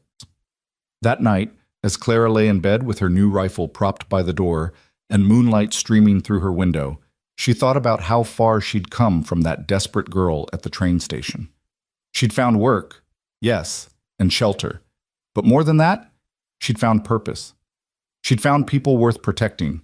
She'd found a man worth loving, even if that love was still too new and fragile to speak aloud. And tomorrow, whatever came, she would face it standing her ground. Because this was her home now, in a way Boston had never been. This harsh, beautiful land had claimed her, and she had claimed it right back. The Fletcher brothers would learn what Clara Hayes had always known. She was a survivor. And survivors didn't run. They fought. The attack came 3 days later, just before dawn, when the world was still wrapped in that peculiar gray darkness that precedes sunrise. Clara woke to the sound of gunfire and men shouting, her heart slamming against her ribs before her mind had fully processed what was happening. She grabbed the rifle from beside her door and ran into the hallway, nearly colliding with Mrs. Hensley, who emerged from her own room with a shotgun clutched in her capable hands. "Stay together," the older woman commanded, her voice steady despite the fear Clara could see in her eyes. "We go downstairs, lock ourselves in the study like Caleb said. Jamie, get down here now."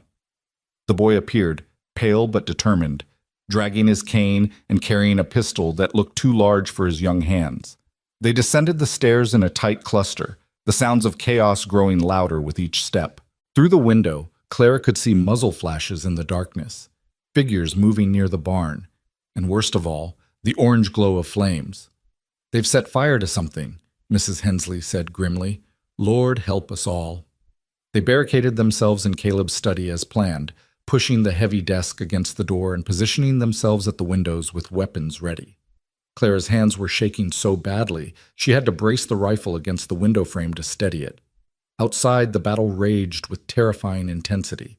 She could see Caleb now, fighting alongside his men near the barn. 3 bodies lay motionless in the snow. Whether dead or merely wounded, Clara couldn't tell. The fire was spreading from what looked like the equipment shed, flames licking hungrily at the dry wood despite the snow covering everything. Men were running with buckets, trying to contain the blaze while simultaneously defending against the attackers. A bullet shattered the study window to Clara's left, spraying glass across the floor. Mrs. Hensley returned fire without hesitation, and Clara heard a scream from outside. The reality of what they were doing, actually shooting at human beings with intent to harm or kill, made bile rise in Clara's throat. But she pushed the nausea down and kept her rifle trained on the yard, finger near the trigger, ready to defend this place she'd come to call home. The fight seemed to last forever, though it probably only spanned 20 minutes. Clara fired twice, aiming high deliberately because she couldn't bring herself to shoot to kill, even knowing these men meant to destroy everything Caleb had built. The second shot must have come close enough to matter because the figure she'd aimed at dove behind cover and didn't reappear. Then, as suddenly as it had started, the attack ended. The Fletcher brothers and their hired guns retreated into the pre-dawn darkness, leaving behind destruction and casualties. The moment they vanished, Clara dropped her rifle and ran outside despite Mrs. Hensley's shouted protests. The scene was worse than she'd imagined. The equipment shed was fully engulfed, flames roaring into the sky and spreading toward the barn. Men were forming bucket brigades from the well, desperately fighting to save the larger structure. Blood stained the snow in several places, and Clara counted 4 men down, 3 attackers and 1 of their own. She found Caleb near the barn, his face blackened with soot, a gash bleeding above his left eye. He was shouting orders about the fire, directing men with the calm authority of someone who'd trained for exactly this kind of crisis. When he saw Clara, relief flashed across his features for just an instant before the mask of command returned. "You're supposed to be in the study," he said, but there was no heat in his voice. "The fight's over. Who's hurt?" "Redding took a bullet to the shoulder. Tucker's got a nasty cut on his leg. Could be worse." His eyes swept the burning shed with frustration. "We're going to lose the building, but if we can keep it from spreading, that's acceptable." Clara ran toward the house, nearly slipping on ice in her haste. She found Mrs. Hensley already setting up a makeshift infirmary in the kitchen, boiling water and laying out bandages with practiced efficiency. Together they worked through the chaos of the next hours, cleaning wounds, stitching cuts, extracting a bullet from Redding's shoulder, while the stoic foreman gritted his teeth and refused to cry out. "You've got steady hands," Redding managed through his pain as Clara worked. "Could have been a field surgeon." "I'm just doing what needs doing," Clara replied, concentrating on the delicate work of removing metal from flesh without causing more damage. "Like everyone else here." By the time the sun fully rose, painting the destruction in harsh winter light, they'd managed to save the barn and most of the other outbuildings. The equipment shed was a total loss, reduced to smoking timbers and twisted metal. 3 of the attackers lay dead in the snow, their bodies covered with canvas tarps until the sheriff could be summoned. The fourth, one of the Fletcher brothers himself, had been captured alive, now tied securely in the barn with two armed guards watching him. Clara found Caleb sitting on the porch steps, his head in his hands, looking more exhausted than she'd ever seen him. She sat down beside him without a word, and after a moment he reached for her hand and held it tightly. "I killed a man tonight," he said quietly. "Shot him when he tried to torch the barn with our horses still inside. Watched him fall. Watched him die." Clara squeezed his hand, searching for the right words. "You protected what was yours. Protected all of us. That man made his choice when he came here with violence. I know, doesn't make it easier to live with." He turned to look at her, his eyes haunted. "This is what I meant when I said this life is hard, Clara. This is the reality of the frontier: violence, death, impossible choices. And it's only going to get harder before it gets easier. The remaining Fletcher brothers won't let this go. They'll come back, or they'll strike somewhere else, or they'll hire more guns. This isn't over." "Then we'll face what comes next," Clara said firmly. "Together. That's what you said, remember? Together." Something like gratitude flickered across his face. He lifted her hand to his lips and pressed a kiss to her knuckles, ignoring the blood and soot that covered them both. "I don't deserve you." "Probably not," Clara agreed with a small smile. "But you're stuck with me anyway." The sheriff arrived by mid-morning, a lean man named Harrison with sharp eyes and a perpetually skeptical expression. He examined the bodies, interviewed witnesses, and spent a long time questioning the captured Fletcher brother in the barn. When he emerged, his face was grim. "This was attempted murder and arson," he told Caleb. "Open and shut case. The prisoner's singing like a bird, trying to save his own neck. Says the whole thing was his older brother Samuel's idea, revenge for you killing their youngest brother back in October." "It was self-defense then, and it's self-defense now," Caleb replied evenly. "My men caught Matthew Fletcher stealing our cattle. He drew on them first. We have 3 witnesses who'll swear to it." "I believe you. Problem is, Samuel Fletcher doesn't care about facts or justice. He cares about blood vengeance. This attack failing is only going to make him madder." Harrison shook his head. "I can take the prisoner back to town, hold him for trial. But I can't protect you from Samuel. He's got money, connections, and no conscience. You need to be ready for another attack." "We'll be ready," Caleb said, but Clara heard the weariness in his voice. After the sheriff left, taking the prisoner and the bodies with him, the ranch settled into uneasy quiet. The men worked on repairs, replacing burned wood and cleaning up the worst of the destruction. Clara and Mrs. Hensley prepared an enormous meal, feeding exhausted men who ate mechanically, too tired to taste what they were consuming. That night, as Clara finally collapsed into her bed well after midnight, every muscle screaming with fatigue, she heard a soft knock on her door. She opened it to find Caleb standing there, still wearing his smoke-stained clothes, looking lost. "Can I come in?" he asked quietly. She stepped aside and he entered, closing the door behind him. For a long moment, they just looked at each other. Then Caleb pulled her into his arms, holding her with desperate intensity. "I keep thinking about what could have happened," he said against her hair. "If they'd gotten into the house, if they'd hurt you, I can't stop seeing it in my head." Clara held him tightly, feeling him shake with reaction and exhaustion. "But they didn't. I'm safe. We all are. This time. But next time. Next time we'll fight again," Clara interrupted. "Caleb, listen to me. I'm not some delicate flower who needs protecting from reality. I grew up in a foundling home, remember? I've seen cruelty and violence and death. I've lived through poverty and abandonment and betrayal. I'm still here. I'm still standing, and I'm not going anywhere." He pulled back to look at her, his eyes searching hers. "Why? Why would you choose this? You could go back to Boston, find a nice safe job somewhere, marry some clerk who'd give you a comfortable life without gunfights and cattle rustlers and buildings burning in the night. Why would you stay here?" Clara reached up to touch his face, her fingers gentle on his bruised and soot-stained skin. "Because comfortable isn't the same as happy. Because safety isn't the same as being alive. And because when I look at you, I see a man worth fighting for. This place, these people, this life. It's real in a way nothing in Boston ever was. I'd rather face danger with you than face boredom with anyone else." Caleb kissed her then, slow and deep, and full of everything words couldn't express. When they finally broke apart, he rested his forehead against hers. "I'm falling in love with you," he said quietly. "I didn't think I could feel this way again after Sarah, but here you are, and I can't seem to stop it. Maybe don't even want to stop it anymore."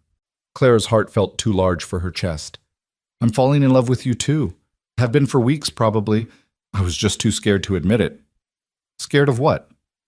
"Scared of losing another future. Scared of hoping for something and having it ripped away. Scared that maybe I'm not meant to have happiness, that maybe I used up all my chances when I trusted Richard." She blinked back tears.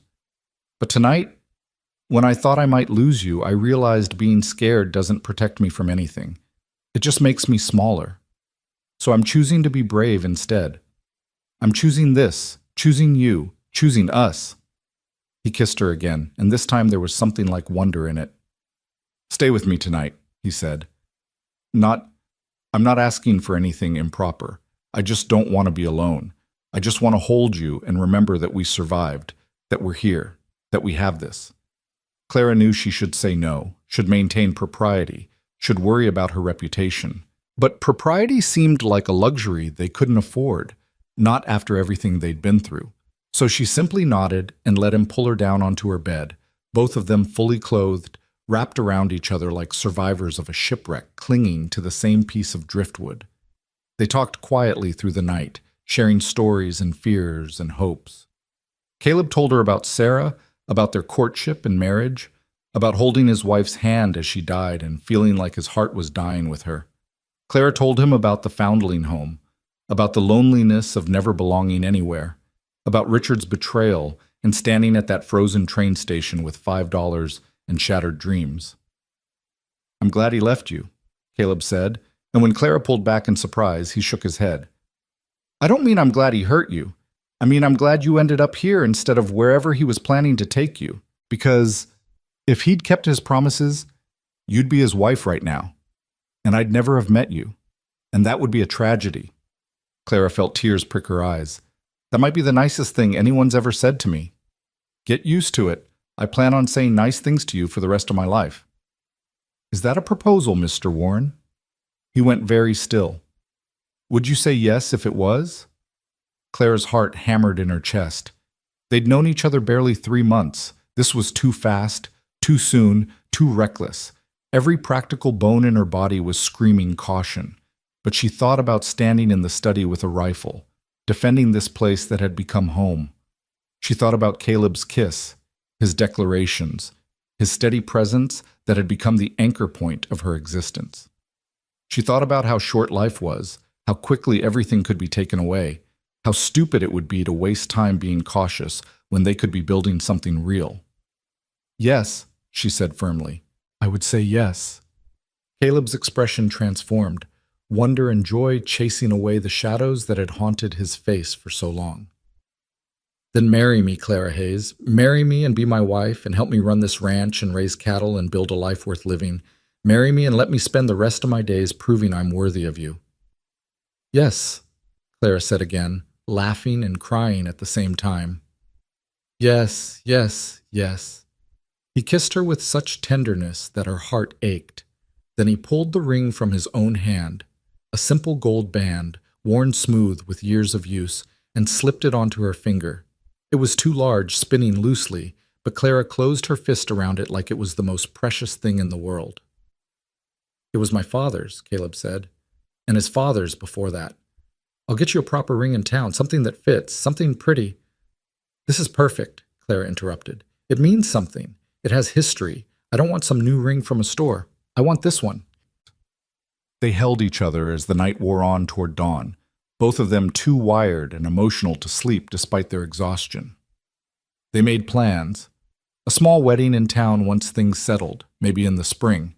They'd fix up the house, maybe add on a room or two for the children they both tentatively hoped for. They'd expand the herd, hire more help, make the Circle W into the kind of ranch that would last for generations. "We're really doing this," Clara said wonderingly as gray dawn light began to filter through the window. "Getting married, building a life together." "We really are," Caleb kissed her forehead. "And I promise you, Clara, I will never abandon you. I will never lie to you. I will work every day to deserve the gift of your trust. You have my word, my oath, my everything." "I believe you," Clara whispered. And she did. But their peaceful moment was shattered by shouting from outside. Caleb was on his feet instantly, moving to the window. Clara joined him and felt her blood run cold at what she saw.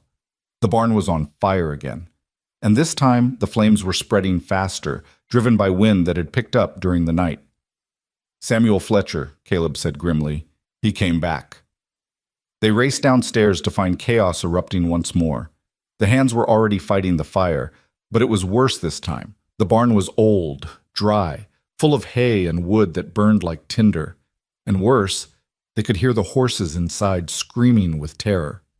Caleb was running before Clara could stop him, charging into the burning barn while his men shouted warnings. She watched in horror as he disappeared into the smoke, and every second he didn't reappear felt like an eternity. Other men followed him in, and together they began leading horses out, the panicked animals fighting their rescuers even as those rescuers risked their lives to save them. Clara ran to help, grabbing halters and leading ropes, talking soothingly to frightened horses, and guiding them to safety in the paddock far from the flames. The heat was intense, smoke making her eyes water and her lungs burn, but she kept working alongside the men until every horse was accounted for, except one. Caleb's prize stallion, Thunder, was still inside. "Boss, let him go!" Redding shouted, his injured shoulder bleeding again from the exertion. "The whole thing's coming down!" But Caleb went back in anyway, and Clara's heart stopped beating. She counted seconds that felt like hours, praying to a God she wasn't sure she believed in, bargaining with the universe to please. Please let him come out alive. Then he emerged, leading the terrified stallion, his clothes smoking and his face blackened with soot. The moment he cleared the door, a section of the roof collapsed with a roar of flames and crashing timber. If he'd been 30 seconds slower, he would have been crushed. Clara was running before she knew she'd moved, throwing herself at Caleb despite the heat radiating from him, checking him frantically for injuries. "Are you insane? You could have died." "But I didn't." He coughed, and she heard the rattle in his lungs from smoke inhalation. "Thunder's worth $300. Couldn't just let him burn." "I don't care about the damn horse." Clara was crying now, fear and relief making her shake. "I care about you, you stubborn, reckless, impossible man. Don't you ever scare me like that again." He pulled her close despite his smoke-drenched state. "I'm sorry. I'm all right. We're all right." But they weren't all right. The barn was a total loss, burned to the ground with nothing salvageable. And when dawn fully broke and they could assess the damage properly, they found something that made Caleb's face go hard with fury. A message, painted in crude letters on the side of the chicken coop. "This ain't over, Samuel." "He was here," Redding said quietly. "While we were all fighting the fire, he left us a warning." Caleb stared at the message, his jaw clenched so tight Clara could see the muscle jumping. "Then we end this. Today. No more waiting for him to strike. We take the fight to him." "Boss, that's exactly what he wants," Redding protested. "He's trying to provoke you into doing something rash." "I don't care what he wants. I care about protecting my people, my home, my future wife." Caleb's voice was steel. "Samuel Fletcher wants a war? Then I'll give him one. But on my terms, not his." Clara grabbed his arm. "Caleb, think about this. I have thought about it. All night while I held you and planned our future, I thought about it. And I realized something. As long as Samuel Fletcher is out there plotting revenge, we'll never be safe. Our children won't be safe. Every person on this ranch will be looking over their shoulder for the rest of their lives. That's not acceptable." He turned to address his assembled men, all of them exhausted, many of them injured, but every face showing grim determination. "I'm riding to the Fletcher Ranch today. I'm taking 6 men, volunteers only. The rest stay here to protect the women and rebuild. We're going to end this one way or another. Anyone who doesn't want to be part of it, I understand. This is going to get ugly." Every hand volunteered. Caleb selected his 6, the best fighters, the most experienced, and they began preparing weapons and horses. Clara watched with mounting dread, knowing she couldn't stop him, but hating the necessity of what he was about to do. She pulled him aside before he could mount up. Promise me you'll come back. I promise. Promise me you'll be smart, not just brave. I promise that too. Promise me. Her voice broke. Promise me I'm not going to become a widow before I even become a wife. Caleb cupped her face in his hands, his eyes intense. Clara Hayes, I have every intention of marrying you, growing old with you, and annoying you for the next 50 years. This is just one more obstacle to get through. Trust me. I do trust you. That's what terrifies me. He kissed her, long and deep and full of promise, then pulled away and swung up onto Thunder's back. The stallion, still nervous from the fire, danced sideways, but Caleb controlled him with easy competence. Mrs. Hensley, you're in charge until we get back, he called.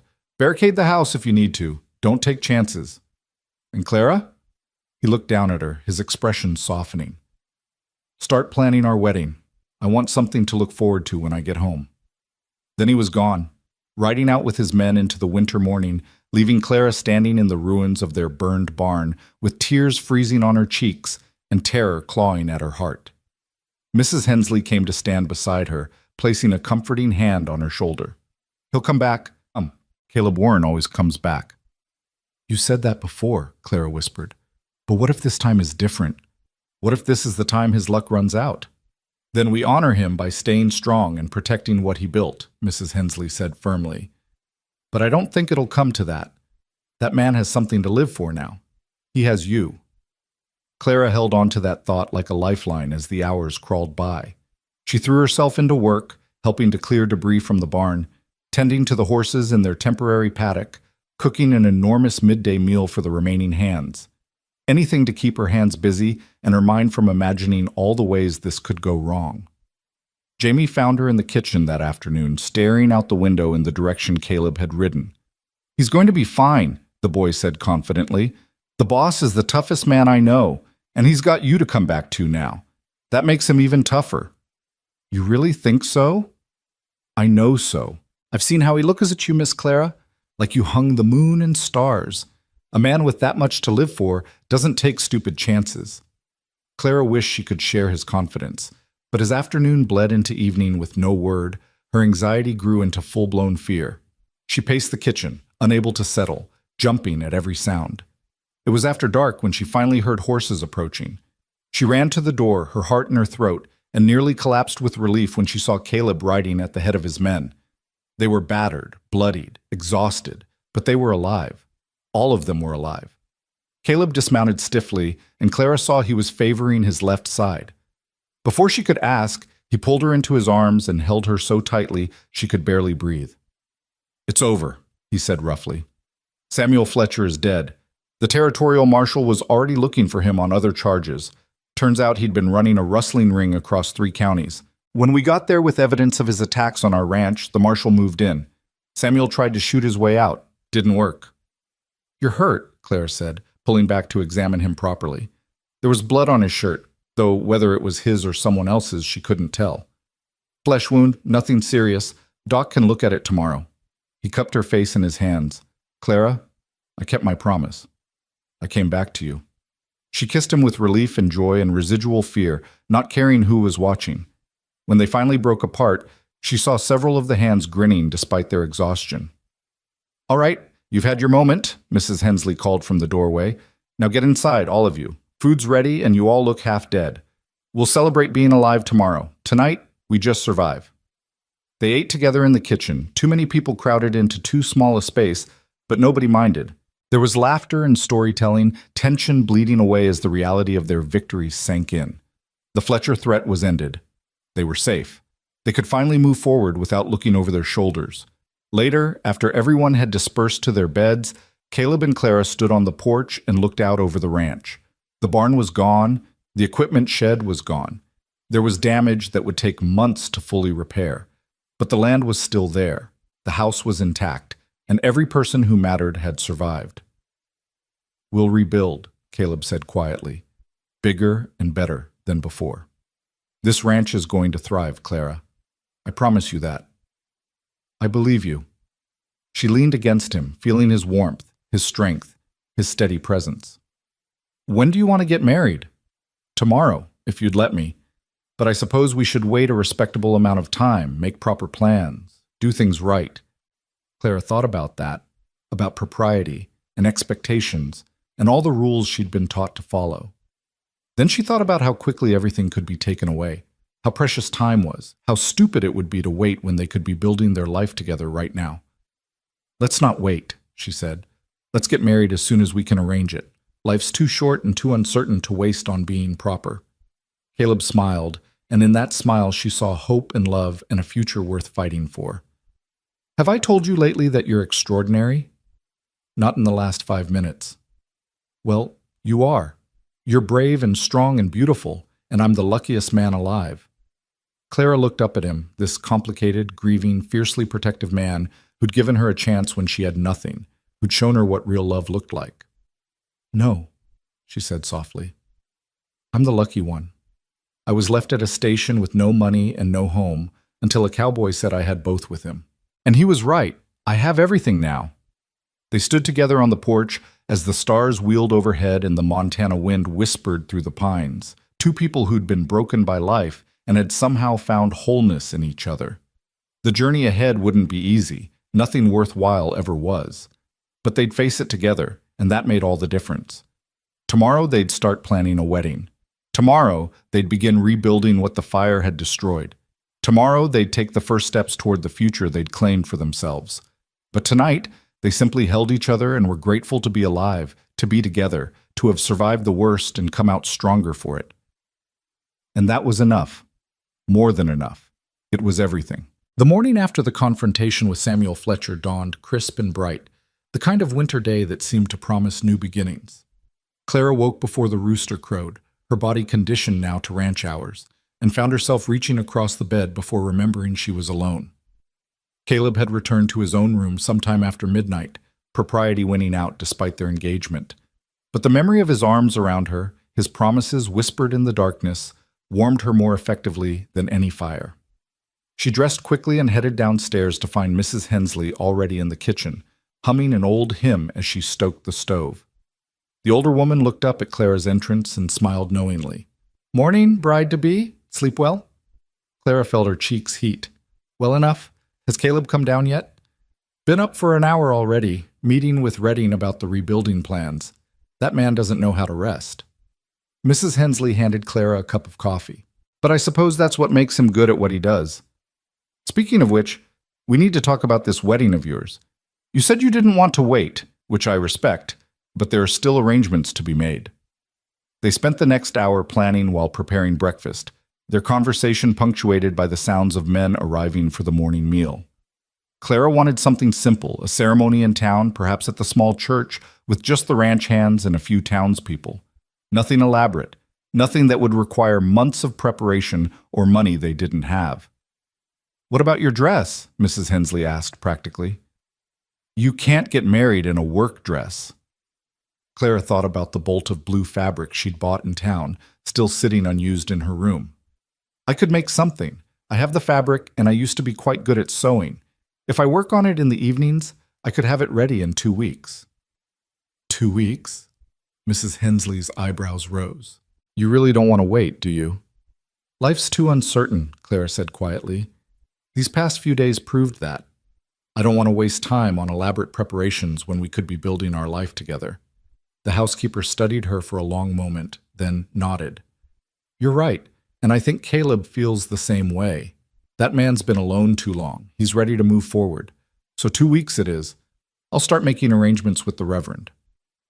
When Caleb came in for breakfast, he looked exhausted but satisfied. The wound in his side, which turned out to be a graze from a bullet rather than anything serious, had been properly cleaned and bandaged by Mrs. Hensley. He moved stiffly but without complaint, and when his eyes met Clara's across the kitchen, they held such warmth that she felt her heart skip. After the hands had been fed and had dispersed to their various tasks, Caleb pulled Clara aside. "Come with me. I want to show you something." He led her outside, past the smoking ruins of the barn, toward a slight rise that overlooked the ranch. From here, the full scope of the Circle W was visible. The house, the remaining outbuildings, the vast expanse of snow-covered grazing land stretching to the mountains in the distance. It was beautiful in a stark, unforgiving way, that Clara had learned to appreciate. "I've been thinking about the rebuilding," Caleb said, his arm around her shoulders as they surveyed his domain. "The barn needs to be replaced, obviously, and bigger than before. We're expanding the herd this spring, so we'll need more capacity. But I also want to add on to the house." "Add on to it?"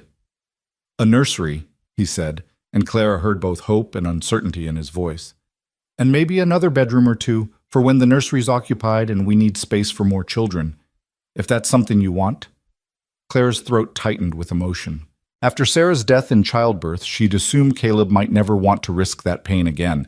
But here he was, planning for a family, choosing hope over fear. "I want that," she said softly. "Very much. A house full of children, noise, life. Everything this place has been missing." He pulled her closer, his chin resting on top of her head. "I'm scared," he admitted. "Terrified, actually, of losing you the way I lost Sarah. But I realized something during that fight yesterday. Fear doesn't protect us from anything. It just keeps us from living, and I'm tired of being afraid. I'm tired of just existing. I want to live again, Clara. With you." She turned in his arms to face him, reaching up to touch his face. "We'll face whatever comes together, and I'm stronger than I look. I survived 18 years in a foundling home, remember? I can survive anything. I know you can. That's one of the things I love about you." He kissed her gently. 2 weeks, you told Mrs. Hensley? Is that too soon?" "It's not soon enough, but I suppose I can wait 14 more days." His eyes sparkled with something that looked like mischief. "Though, if you wanted to make it sooner, I wouldn't object." Clara laughed. 2 weeks gives me time to make a proper dress and for us to prepare the house. Besides, your mother should be able to travel by then. Don't you want her here for the wedding?" Caleb's expression softened. "I sent her a telegram yesterday, told her about you and the wedding. She wrote back this morning. She's thrilled and insists on coming despite my sister's protests. Says she wouldn't miss her only son's wedding for anything. I can't wait to meet her. She'll love you. How could she not?" He kissed her again, longer this time, and Clara lost herself in the warmth of it. When they finally broke apart, both breathing hard, Caleb groaned. 14 days is going to be torture." "Then we'd better stay busy," Clara said practically, though her heart was racing. They spent the next 2 weeks in a flurry of activity that left little time for romantic interludes, but brought them closer in a different way. They worked side by side, planning the new barn, consulting with the hands about the best design and materials. Clara spent evenings sewing her wedding dress by lamplight, while Caleb worked on ranch ledgers, both of them companionably silent in his study. They made decisions together about household matters, ranch business, their future, learning the rhythm of partnership that would define their marriage. The dress came together beautifully, the blue fabric falling in simple, elegant lines that flattered Clara's figure without being ostentatious. She'd added touches of lace at the collar and cuffs, salvaged from one of her old dresses from Boston. It wasn't the elaborate gown she'd once imagined wearing, but it was honest and real, made by her own hands for a marriage she'd chosen freely. Jamie's leg had healed enough that he could walk without the cane, though he still limped. He threw himself into wedding preparations with the enthusiasm of someone who'd never had much happiness to celebrate. He helped Mrs. Hensley plan the reception meal, decorated the church with pine boughs and winter berries, and appointed himself the unofficial overseer of every detail.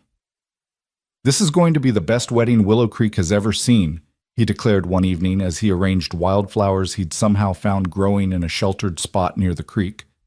"Even if it's happening fast, it's going to be perfect." Clara hugged him impulsively.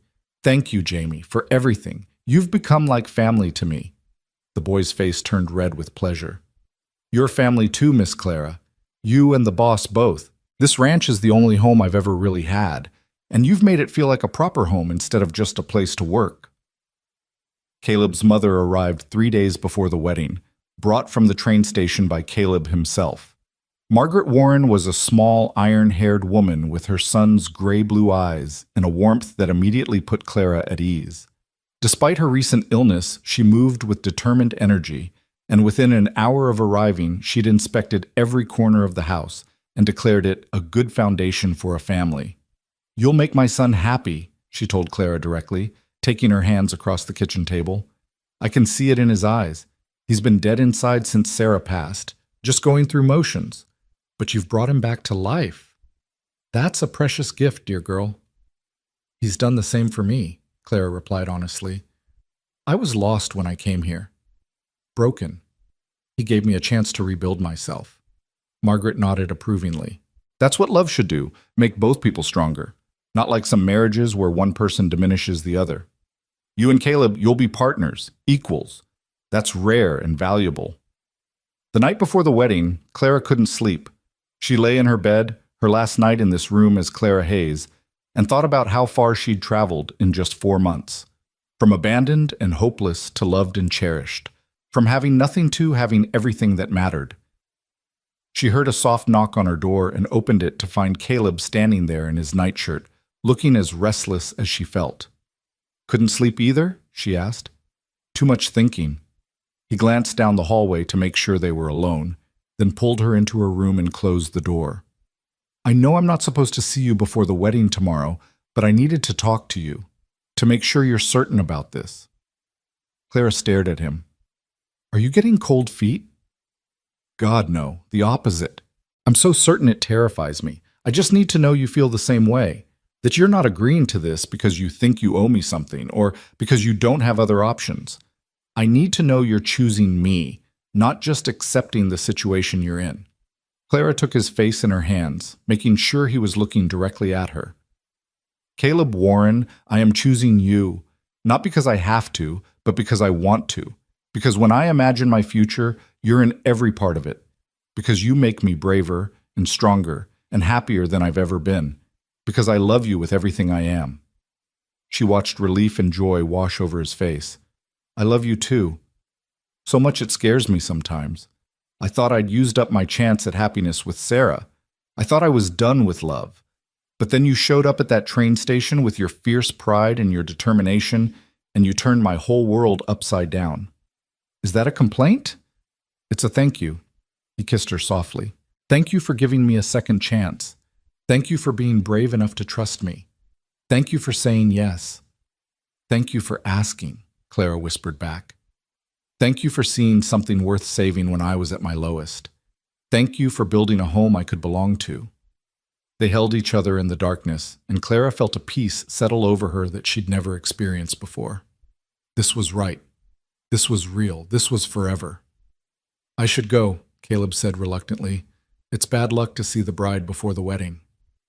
I don't believe in luck. I believe in us. Still, he kissed her forehead. I'll see you at the church tomorrow. Don't be late. Wouldn't dream of it. After he left, Clara finally slept, her dreams full of white snow and blue skies and gray eyes that looked at her like she was everything. The wedding day dawned clear and cold, the winter sun sparkling on fresh snow that had fallen overnight. Clara woke with butterflies in her stomach, but no doubts in her heart. Mrs. Hensley and Margaret helped her dress, fussing over every detail until the blue dress hung perfectly, and Clara's hair was arranged in an elegant style that made her look older, more sophisticated. You're beautiful, Margaret said with tears in her eyes. My son is a lucky man. I'm the lucky one, Clara replied, but she was smiling. They traveled to town in the wagon, with Jamie driving and chattering nervously the entire way. The church was small but packed with people, all the ranch hands, several families from town, even the sheriff who'd helped end the Fletcher threat. And at the front, standing beside the Reverend, was Caleb. He wore his best suit, his hair neatly combed, and when he saw Clara walking down the aisle, his expression transformed into something so full of love and wonder that she felt tears prick her eyes. She'd never felt more certain of anything than she was in this moment, walking toward this man who'd saved her, and whom she'd somehow saved in return. The ceremony was simple but heartfelt. They exchanged vows that were traditional but felt deeply personal. When Caleb slipped a new ring onto her finger, a simple gold band that fit perfectly, unlike his father's ring she'd worn for 2 weeks, Clara felt something click into place in her soul. This was right. This was home. This was forever. I now pronounce you man and wife, the Reverend intoned. You may kiss your bride. Caleb kissed her with such tenderness that Clara forgot they had an audience. She forgot everything except the feeling of his lips on hers and the absolute certainty that this was where she belonged.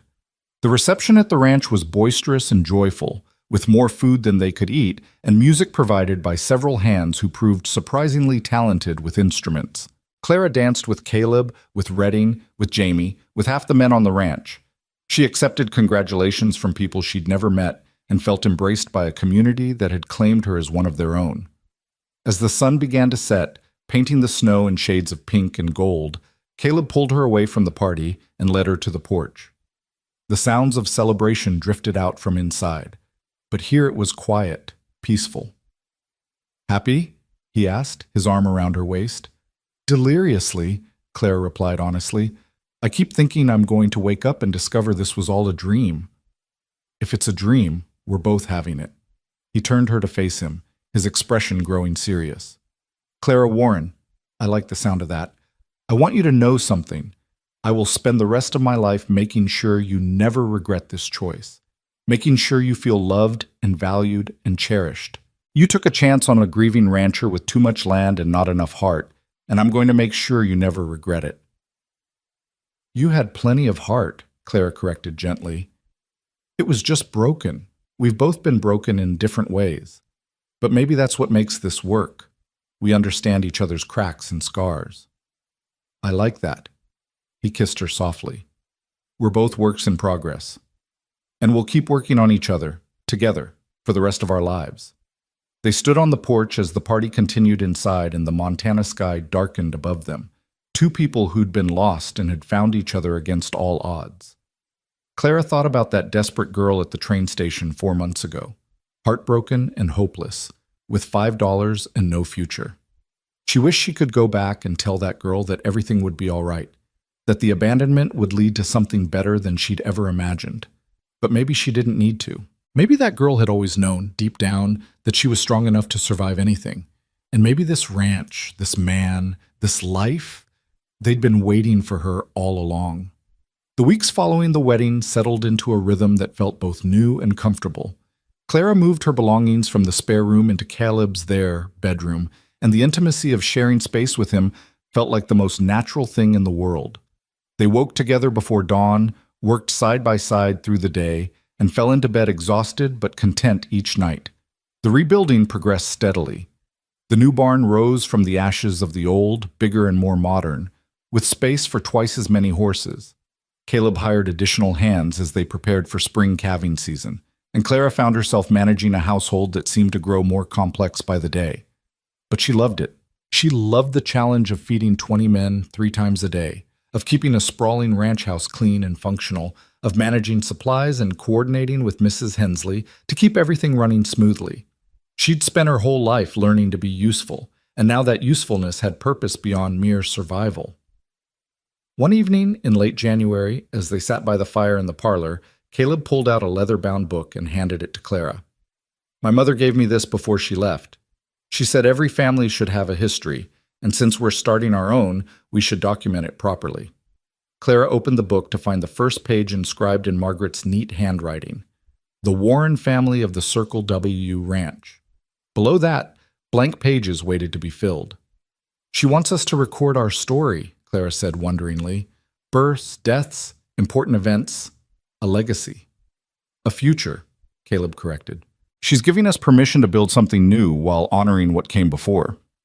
Clara ran her hand over the empty pages, thinking about what they would fill them with. Their wedding, certainly. The rebuilding of the ranch, and someday, God willing, the births of their children.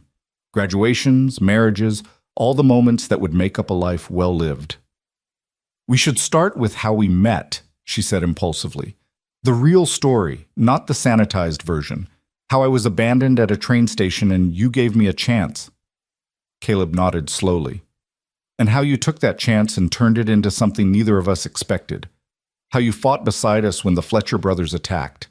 How you proved that courage has nothing to do with where you come from and everything to do with who you choose to be."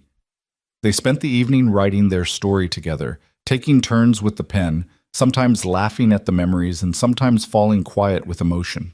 When they finally closed the book hours later, Clara felt like they'd created something important, a testament to the idea that broken people could build beautiful things if they were brave enough to try.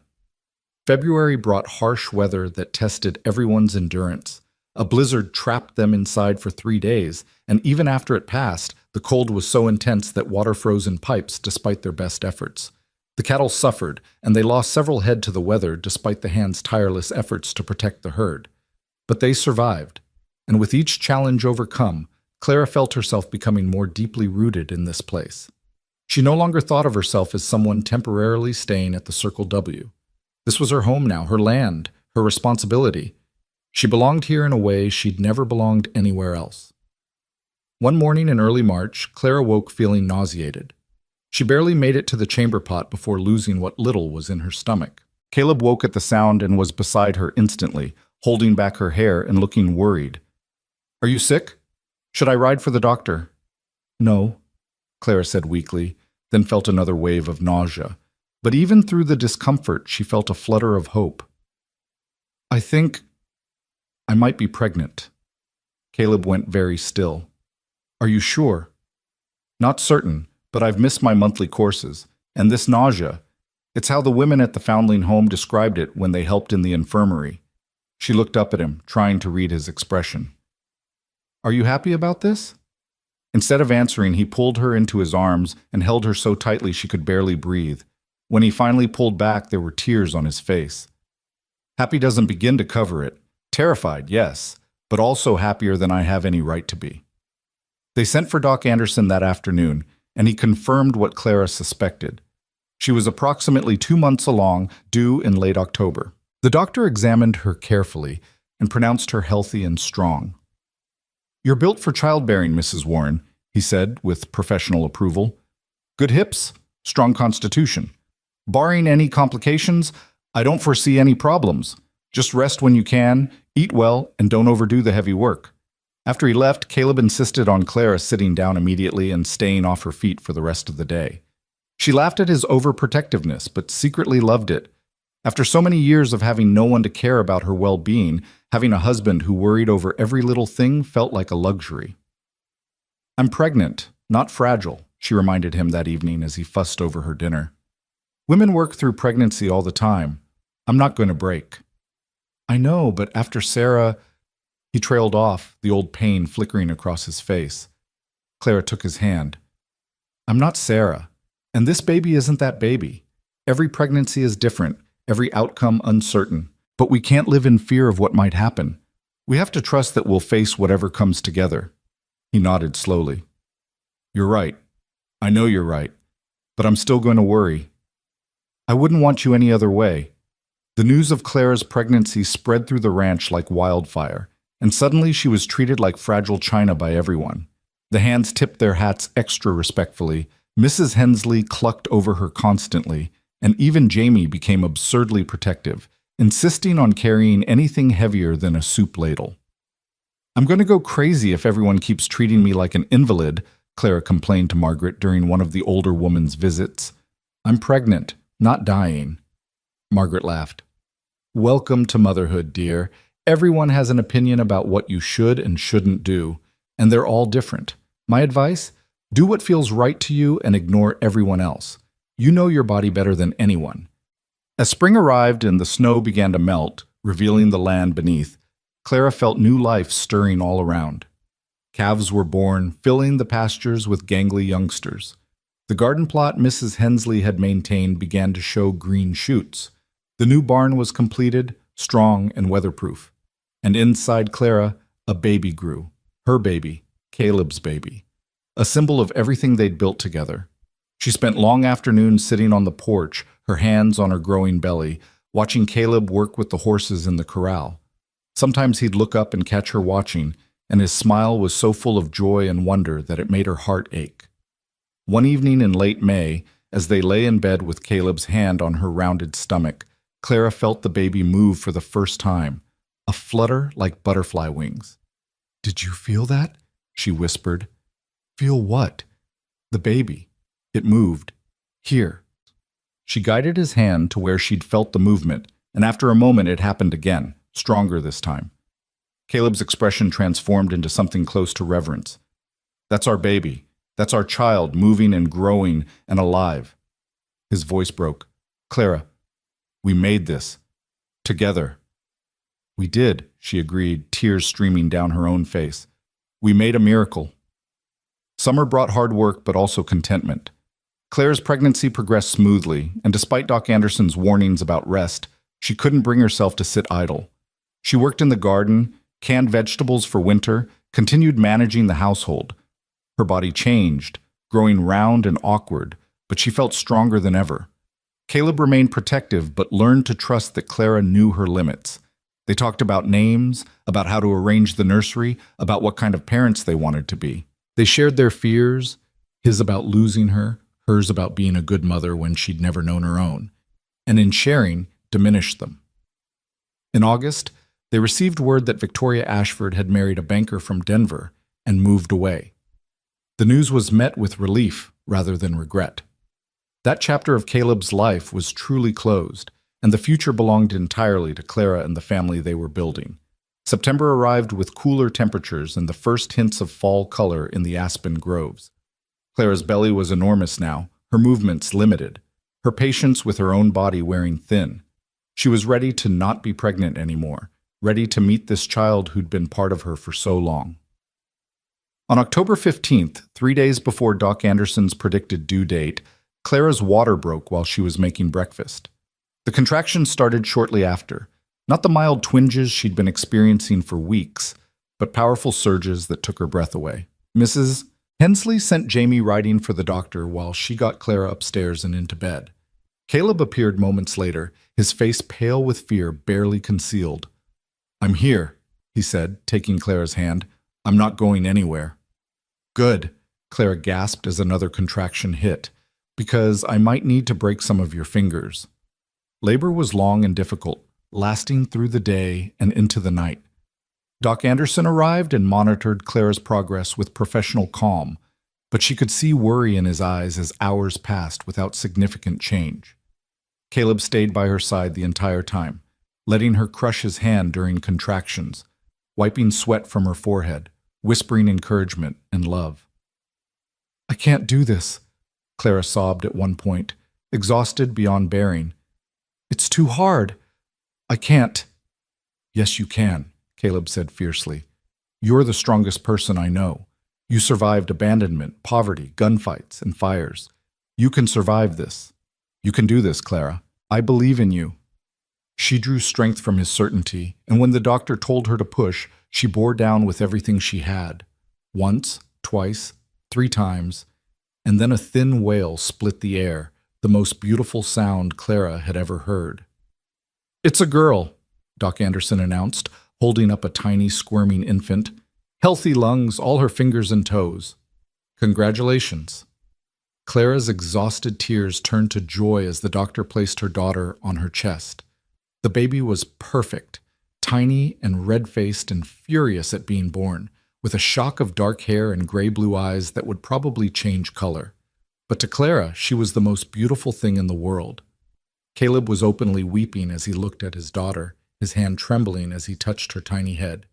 "She's perfect. Clara, she's absolutely perfect." "What should we name her?" Clara asked, too exhausted and euphoric to think clearly.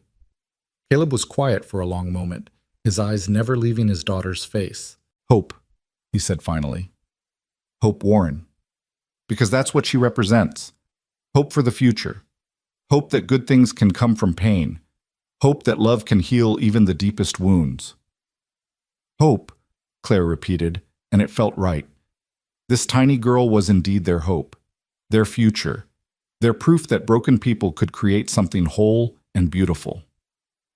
The weeks following Hope's birth were a blur of sleepless nights and endless feedings, of learning how to care for a tiny human who seemed impossibly fragile. But Clara had never been happier. Watching Caleb hold their daughter with such tenderness, seeing the fear in his eyes gradually replaced by confidence as he learned to be a father, filled her with a joy so profound it sometimes took her breath away.